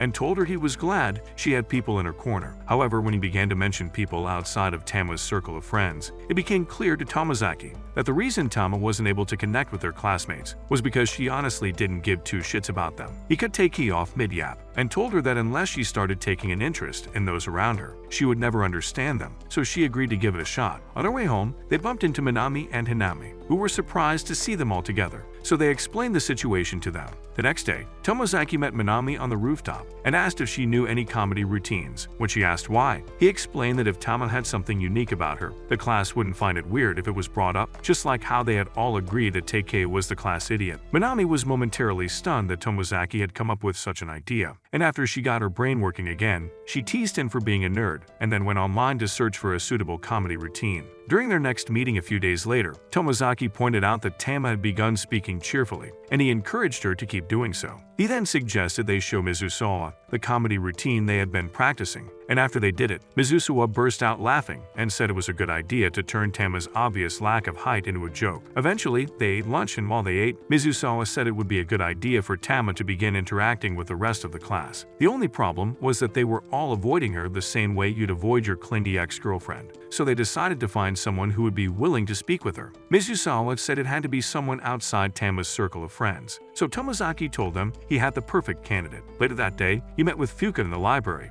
and asked if she would be willing to speak with Tama. Fuka agreed, but admitted she was a bit nervous because she'd never spoken to Tama before, but he assured her that everything would be fine. Later on, when Tama and Mizusawa arrived at the old AV room, they were surprised to see that Fuka was the person Tomozaki had in mind. However, Mizusawa said Fuka was the ideal candidate because she didn't have ties with Erika and had never spoken to Tama before. As the girls sat facing one another, Mizusawa commended Tomozaki for being a sly, low-key Rize lord. He said Fuka was cute and had her charms, so he understood what Tomozaki saw in her, but Tomozaki assured him that they were just friends. The girls speaking to one another caught their attention, and after they chatted for a while, Mizusawa and Tomozaki agreed that Tama was ready to interact with their classmates. Tama, on the other hand, was a bit skeptical, so Tomozaki gave her a little pep talk and encouraged her to give it a shot. Fuka also contributed to his pep talk and used Erika and Yuzu as examples to make Tama understand that as long as she gave it her all, she would have no problems. The next day, Tama put her training to the test, and with the help of Hinami and Minami, she was able to make her classmates laugh. The boys were glad all their hard work was paying off because it was obvious that their classmates had started taking a liking to Tama just like they had hoped for. After school, Tama and the boys went to a cafe to celebrate, and Mizusawa advised her to keep up with what she was doing because it would force Erika to back off. While they'd all laughed and joked around inside the cafe, they had no idea Mika saw them from across the road and called Erika. The next day, when Fuka opened her locker, she discovered that the weird-looking doll Minami had given to her had been cut open at the back. Minami tried to cheer her up, saying she would replace it, but Tama began to sob. This made Tomozaki angry, and he was ready to confront Erika's friends, even though Erika wasn't around. However, Mizusawa stopped him and let him understand that he would only make things worse, since they had no proof that Erika and her friends had anything to do with it. Later, they all went to the old AV room along with Yuzu, Hinami, Mizusawa, and Takei, and while they were there, Yuzu offered to sew the doll up since she'd recently taken up knitting and sewing. When she picked up the doll to inspect it, Mizusawa asked if she knew what she was supposed to do, and she told him that she did, claiming that she'd already sewn a few tissue covers. Her defensiveness caused the others to laugh, and Hinami suggested they all hang out with Tama for a while longer. The following day, Erika found her desk turned over and all her things scattered on the floor, which made her angry. As expected, she blamed Tama for it because she assumed she was as small-minded and petty as she was, but Hinami assured her that Tama was innocent. Still looking for someone to blame,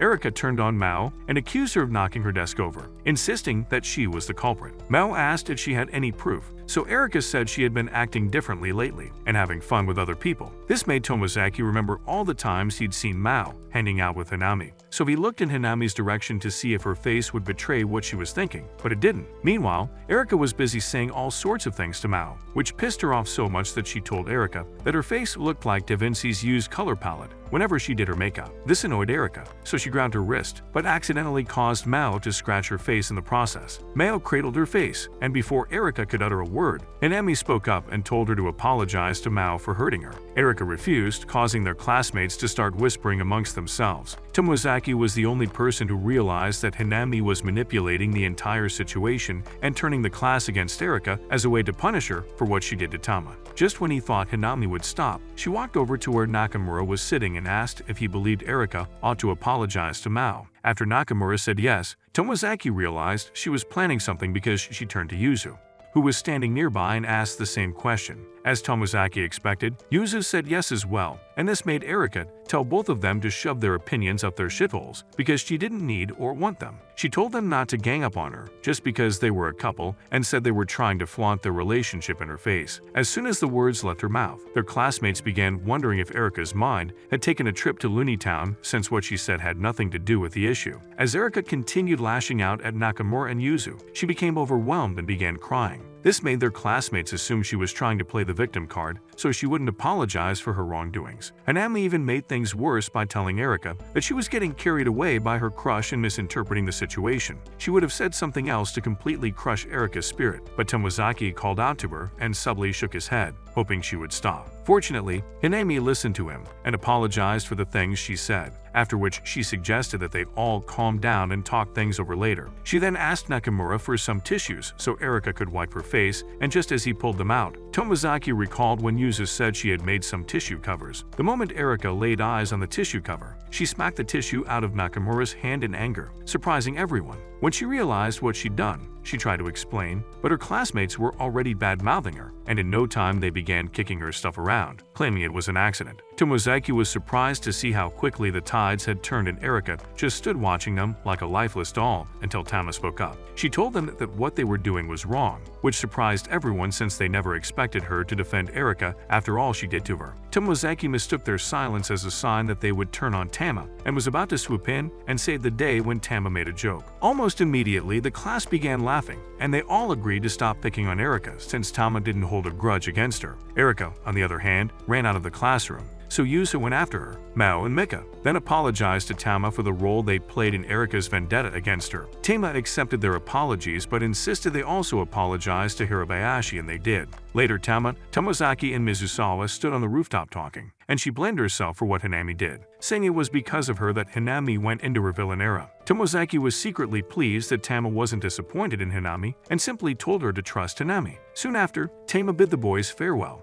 and as they stood facing one another, Mizusawa confessed that he had romantic feelings for Hanami, which left Tomozaki speechless. As the week went by, things in the class returned to normal, and thankfully Erika wasn't ignored by her classmates. Tama also became a class favorite, and she was able to make more friends that way. One evening, the gang met up at a cafe, and for the first time, Tama didn't treat Nakamura like he didn't exist, as she laughed along with him. Minami then arranged all the dolls, including Tama's own, on the table and showed them the stitches Yuzu added to them. Tama couldn't believe they had all gotten their dolls, some just so she wouldn't feel like the odd one out, and that made her happy. After they teased each other for a while, they decided to take a photo to show their friendship. The next day, Tomozaki and Hanami's meetings continued, and Tomozaki pointed out that what she had done to Erika was a cruel act of revenge. Hanami defended herself and said what Erika put Tama through was way worse than what she did to her in return. She tried to make him understand that she'd gotten angry over what Erika did to Tama because Tama had only been trying to stand up for Hirabayashi when she couldn't do so herself. Instead of Erika backing off and accepting she'd been wrong,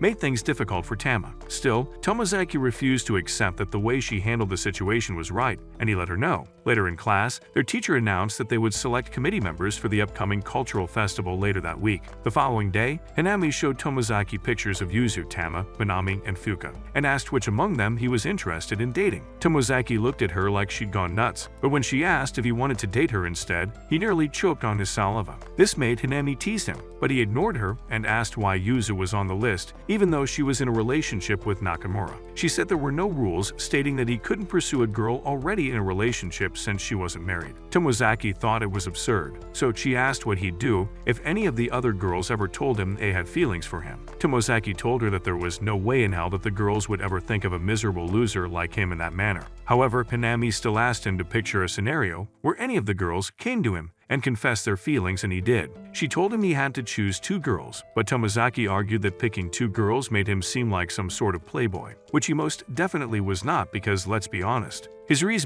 was in the negative. Hanami explained to her small-minded, slow-brained friend that having 2 options was a way for him to decide whether or not he liked someone. She also said that if his other love prospects were to see him with another girl, they would eventually get jealous and try to make a move on him. This way he'd feel more confident and try to make moves on his own without fumbling like the inexperienced fool that he was. Realizing that everything Hanami said was right, Tomozaki kept quiet, but when she asked who his 2 candidates were, he told her to give him time to think it over. Hanami agreed but said while he was mulling over his love prospects, he had to open a Pinstagram account and post pictures that would improve his social image in their class. Later that day, she texted a list of the type of photos he was to take and with who. The next day, he met Fuka in the library, and when she mentioned that she was glad things were back to normal in class, he thanked her for her help. While they talked, Fuka told him that she couldn't help but wonder why Hanami had done what she did to Erika. Before leaving the library, Fuka told him that she had finished a few stories and would like him to read them, so she promised to bring them along the next time they met up. After school, Tomozaki and the boys went to the arcade to play Takfam, and after Tomozaki beat Nakamura, they took a break. While Tomozaki was thinking of a way to get Takei and Nakamura to take a picture with him, he didn't hear his friends agreeing to join the committee for the cultural festival. When they eventually got his attention and asked him to join the committee, he said yes without thinking about it because he wasn't paying attention. While they waited for the elevator, Tomozaki summoned the courage and asked them to take a photo with him so he could post it on Pinstagram. That was enough for them to agree, and they all posed for the photo, which Tomozaki took with shaky hands. When he showed Hanami the photo the next day, she advised him to be more careful the next time he took a photo. While he set up his account, she told him that his next task was to join the committee, but he explained that he'd already planned to do so on his own. This made her change the task and said he had to be an active member of the committee and bring up various ideas as well. Later in class, the teacher asked those interested in joining the committee to come forward. Tomozaki and his friends came forward, as well as Minami, Yuzo, and 2 other girls in their class. After school, they all stayed behind to discuss the things their class would do during the festival, and Tomozaki suggested they put on an original play. His idea was accepted, and he found himself being introduced as the director of the play the next day. Tomozaki knew he was far from being Zack Snyder, but he also knew he had to give his very best if he wanted the play to turn out well, so he accepted his role.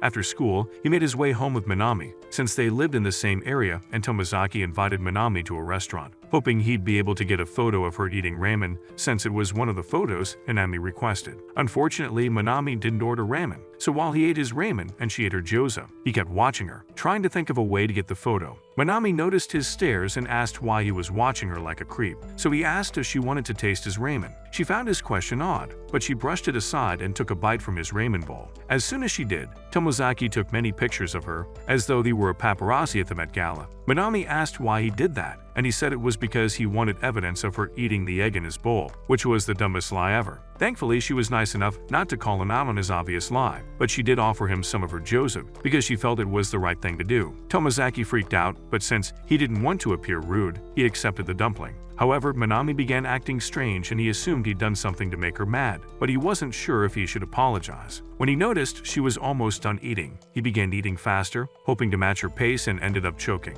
Minami asked why he was rushing his food, so he explained that he didn't want her to wait for him if she finished eating before him. Minami just smiled and called him a weirdo, after which they continued eating. That night, he sent the photos to Minami, who told him to never consider photography as a job because he was horrible at taking pictures. The next day, Huka gave him her manuscripts and asked him to tell her what he thought of her stories after he read them. After school that day, their friends decided to race to the train station after giving their bags to Takei to carry. Only Tomozaki, Hanami, and Tano remained, but Hanami decided to go after them and gave Tomozaki a pointed look before she took off. Tomozaki understood that she wanted him to complete his task, so he asked Tama if he could take a picture of her making a silly face. Tama agreed, and after he took her picture, she took a picture of him making a face as well. Later that night, after he sent the photos to Hanami, he read the manuscripts Fuka had given to him and was greatly impressed. The next day, when they met in the library, he told her that he liked the books and talked about all the parts he liked best. He said his favorite was the story of the dragon, and asked why it was the only one not complete. Fuka explained that she hadn't meant to give him that story as she had yet to decide on the ending. However, she thanked him for praising her work, and he asked if they could use her story for their play. Fuka admitted that she was scared people wouldn't like it, but he assured her they would, so she agreed. Later, during their committee meeting, he told the others about his plan to use Fuka's story. The committee proposed the idea to the class and everyone agreed to use Fuka's story once they heard about it. That evening at work, Tomozaki asked Mizusawa if they could hang out the next day and Mizusawa said yes. Since Tomozaki didn't have a place in mind, Mizusawa suggested they attend the cultural festival at Gumi's school so they could get ideas for their festival. Tomozaki thought it was a great idea until Mizusawa informed him that Gumi went to an all-girls school, making him realize Mizusawa was attending the festival for another reason. After they got to Gumi's school, the first thing Mizusawa did was flirt with the first girls he laid eyes on. Tomozaki watched him charm them and collect their contacts from where he stood and was in awe. When Mizusawa returned to his side, he dubbed him the king of smooth talking. As they walked around, Mizusawa took it upon himself to give Tomozaki a few pointers on how to talk to girls, so he wouldn't make a fool of himself. When they stopped by a ramen place, Tomozaki asked Mizusawa why he was trying to flirt with other girls even though he liked Hanami. Mizusawa admitted he was playing the field, but explained that he was trying to raise his value, because attractive guys attracted people, and he wanted Hanami to notice him. When they got to Gumi's class, they spoke to her for a bit before they went to explore the haunted house. After they exited the haunted house, they met the two girls Mizusawa had spoken to earlier that day. So Mizusawa began speaking to them. Tomozaki realized he was just standing there like a useless NPC, so he tried to insert himself into the conversation, but things got awkward. Mizusawa managed to salvage the conversation by asking one of the girls to try on the funny glasses she had with her. Seeing the glasses made Tomozaki remember that one of the photo tasks was to get a picture of Mizusawa wearing the glasses, so he convinced him to try them on. Mizusawa agreed and pulled the girls to his side so Tomozaki could take a picture of them together. He also asked for permission to post it on Pinstagram, because he knew Tomozaki wanted to post it, and they agreed. The following day, Tomozaki and Fuka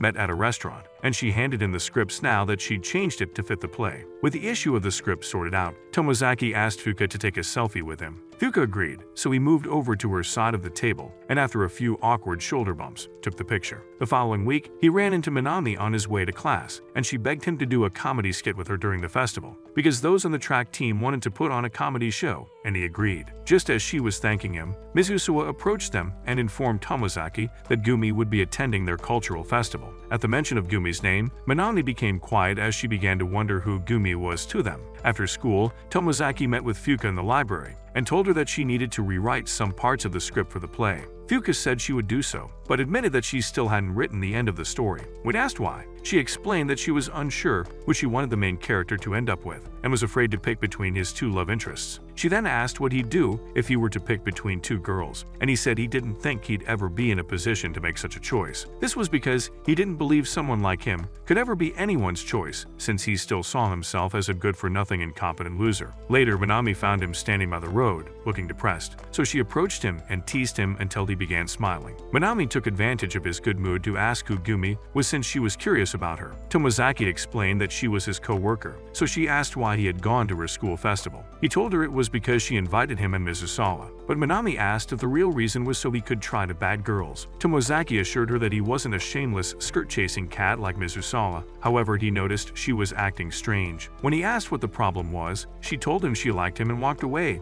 as if she hadn't just dropped a bomb on him. Tomozaki kept thinking about what Minami said to him well after he got home, but he found it hard to believe someone like her was interested in a cannon fodder reject like him. Just as he contemplated speaking to Hanami about it, he received a text from Mizusawa asking him to come to work because someone called in sick. At work, Mizusawa noticed Tomozaki was deep in thought, so he began teasing him about having girl troubles. When he saw that Tomozaki looked shocked by his words, he asked if he'd been rejected by the girl he liked because his face kept children up at night. Tomozaki told him that wasn't the case, so Mizusawa took a wild guess and asked if Minami had confessed her feelings to him, completely catching him off guard. Having no other choice, Tomozaki explained the situation to Mizusawa and admitted that he wasn't sure if Minami was being honest or trying to play mind games with him. Mizusawa said he could either act like she never said anything in the first place or accept her feelings and ask her to date him. Tomozaki began saying he wasn't the type of guy girls would look at twice or even consider romantically, which got Mizusawa pissed. He told Tomozaki to stop putting himself down and making it seem like he was the most undeserving person in the universe when that wasn't the case. The next day, Tomozaki told Hanami that he was interested in Minami and Fuka, so she told him to get closer to them while he figured out which one he wanted to date. She said if he figured out which of them he liked most, he had to confess his feelings to her and ask her to date him, so that way he would accomplish his goal of getting a girlfriend before his third year. Tomozaki told her that he didn't want to make confessing his feelings a goal or task because he didn't think it was right. Hanami listened to him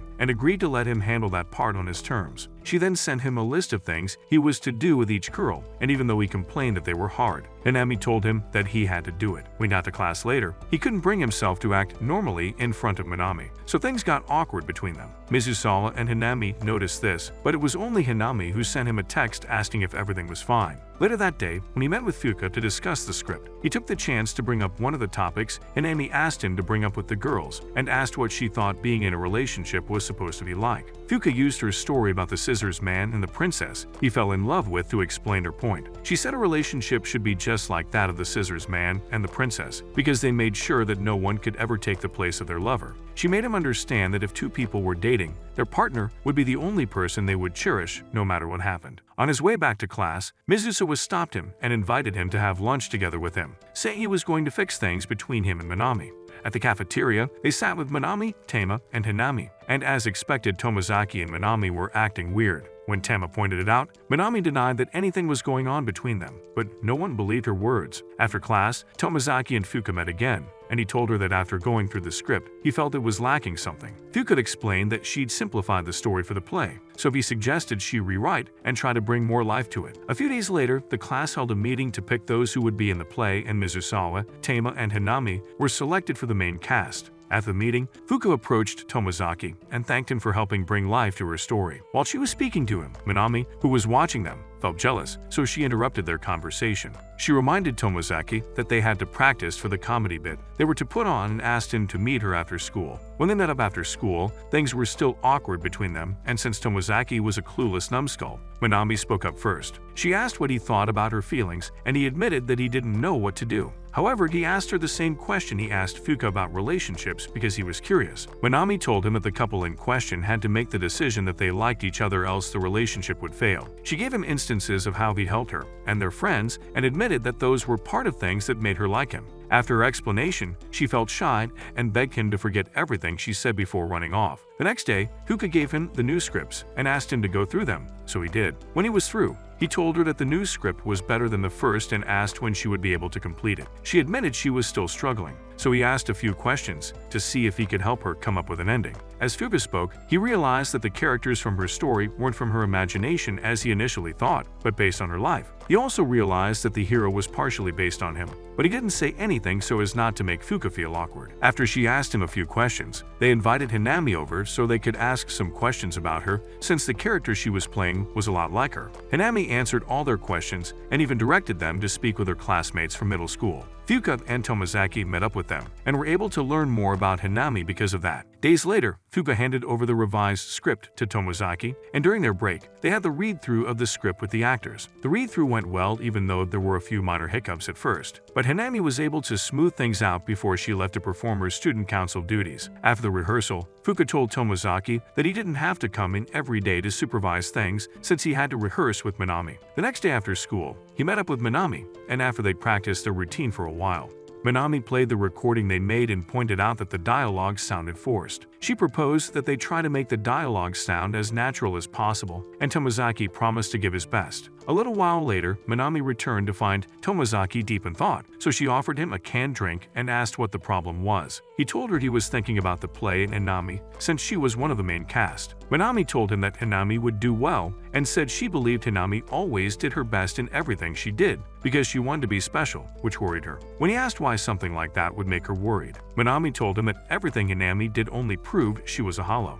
Hollow inside. She said what worried her the most was the fact that Hanami would never confide in her or anyone else if things weren't okay with her, and Tomozaki couldn't agree more. 2 days later, he attended the practice for the play and observed as Fuka struggled to keep things under control and make sure everyone was doing their part properly. When he asked Mizusawa if that's how things had been every day, he told him yes and said that she wasn't fit for such a role. Later on, Fuka handed the finished script to him, and Tomozaki happily sat down to read it. However, he didn't like the ending she went with. When he met met her in the library, he asked why she'd gone with such a sad ending, so she explained that it was the ideal ending for it. She also told him the story of her favorite Michael Ende book, and said that just like the creature was able to travel the world and make friends, she too hoped her character would be able to do the same. Tomozaki listened to her and said he would not introduce the ending to the cast yet because he wanted her to reconsider the ending. During the next practice, Fuka still struggled to keep everyone in check, but after Hunami stepped in, she gained a little confidence. Tomozaki observed her from the back along with Mizusawa, and he told Mizusawa that Fuka was trying to change herself so she could fit in with others. Mizusawa pointed out that Tomozaki had done the same, but the only difference was that Fuka wasn't sure why she was making the change in the first place. Later on, while he was speaking to Fuka, she made it known that she admired Hanami and how she handled things. He then realized she was trying so hard to be like Hanami, even though they were completely different people. That night, he downloaded the e-book of the novel she told him about and read it, so he could understand the way her mind worked better. The very next day, he found Fuka in the library and told her that he'd read the entire book, which made her very happy. He decided to sit with her and talk about the parts that stood out to him the most, and surprisingly, Fuka liked them as well. However, there was one part about some monsters she didn't like, and he asked why it was so because, as an author, she was supposed to acknowledge their existence. It explained that those monsters were the same as the main character of the book, who just wanted to make friends. Unfortunately,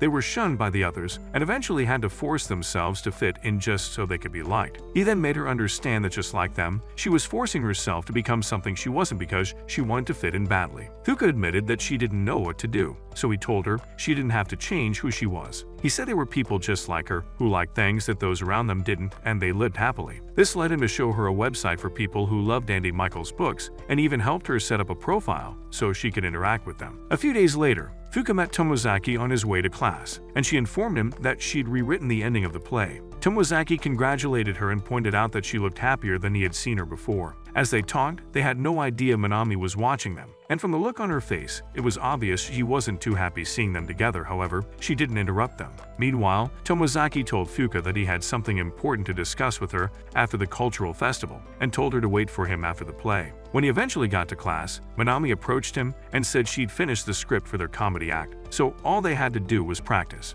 As the days progressed, everyone threw themselves into preparation for the cultural festival, and when the day finally arrived, Tomozaki met with Hanami in the sewing room briefly. She asked if he already knew the person he would choose based on his feelings, and he said that he did. Before they rounded up the meeting, she asked how much influence he had on the story the play was based on. Tomozaki told her that Fuka did everything herself and only came to him when she was stuck and needed advice. When he asked why she wanted to know, she told him she was only curious and then asked him to enjoy the rest of the day. Later, when Tomozaki got to class, their teacher asked all of them to pose for a group photo. After taking the photo, they changed back into their uniforms, and as Tomozaki stood in the hallway with Mizusawa, Gumi approached them with her friends. Mizusawa began teasing the girls and showed them the photo of them, which Tomozaki uploaded on his Pinstagram. Trying not to be the odd one out, Tomozaki joined the conversation, but as always made it awkward. The next moment, Minami called out to him, and when she noticed Gumi and her friends, she asked if Tomozaki was being a bore. Tomozaki immediately defended himself, but she ignored him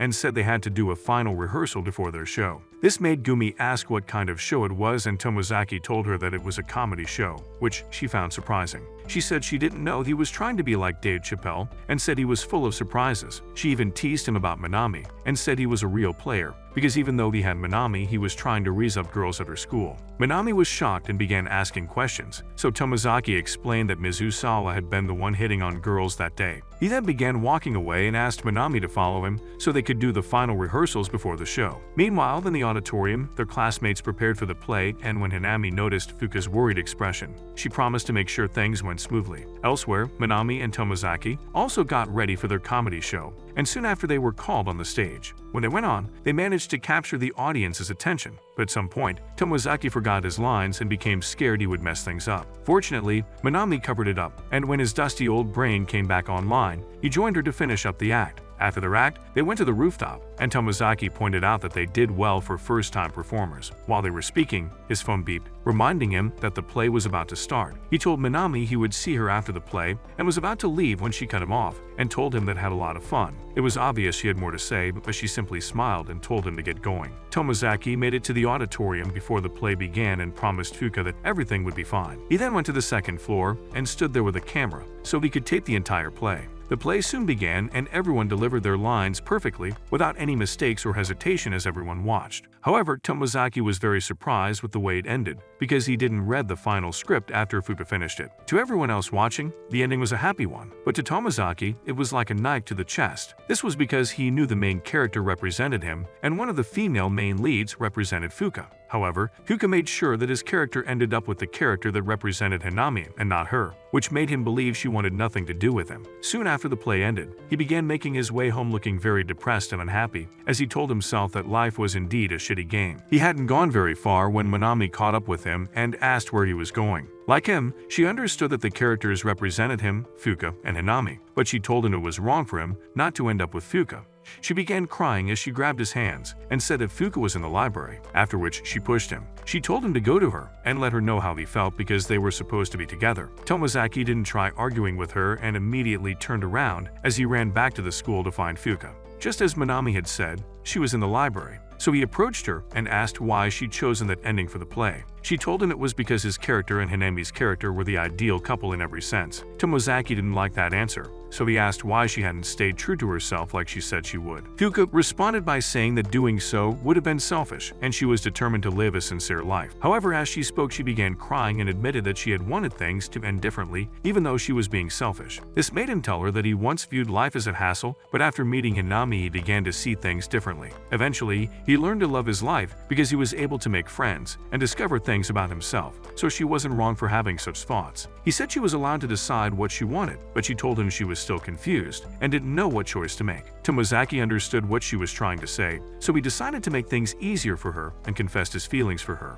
after which he asked her to be his girlfriend. Fuka was too shocked to speak, so he held her hand and convinced her to accept his proposal because he knew she liked him as well. A few days later, Hanami congratulated Tomozaki for completing his task of getting a girlfriend successfully. However, she warned him that he had yet to achieve his main task and told him to expect more tasks. Later, Tomozaki and Fuka went on a date, and she handed over the finished novel so he could read it. Tomozaki excitedly went through it and was glad to see that she changed the ending to match their current situation. If you've gotten to this part of the video, show your love for this video by commenting RIP Erica. Also, don't forget to like this video and subscribe to our channel. See you guys in the next video.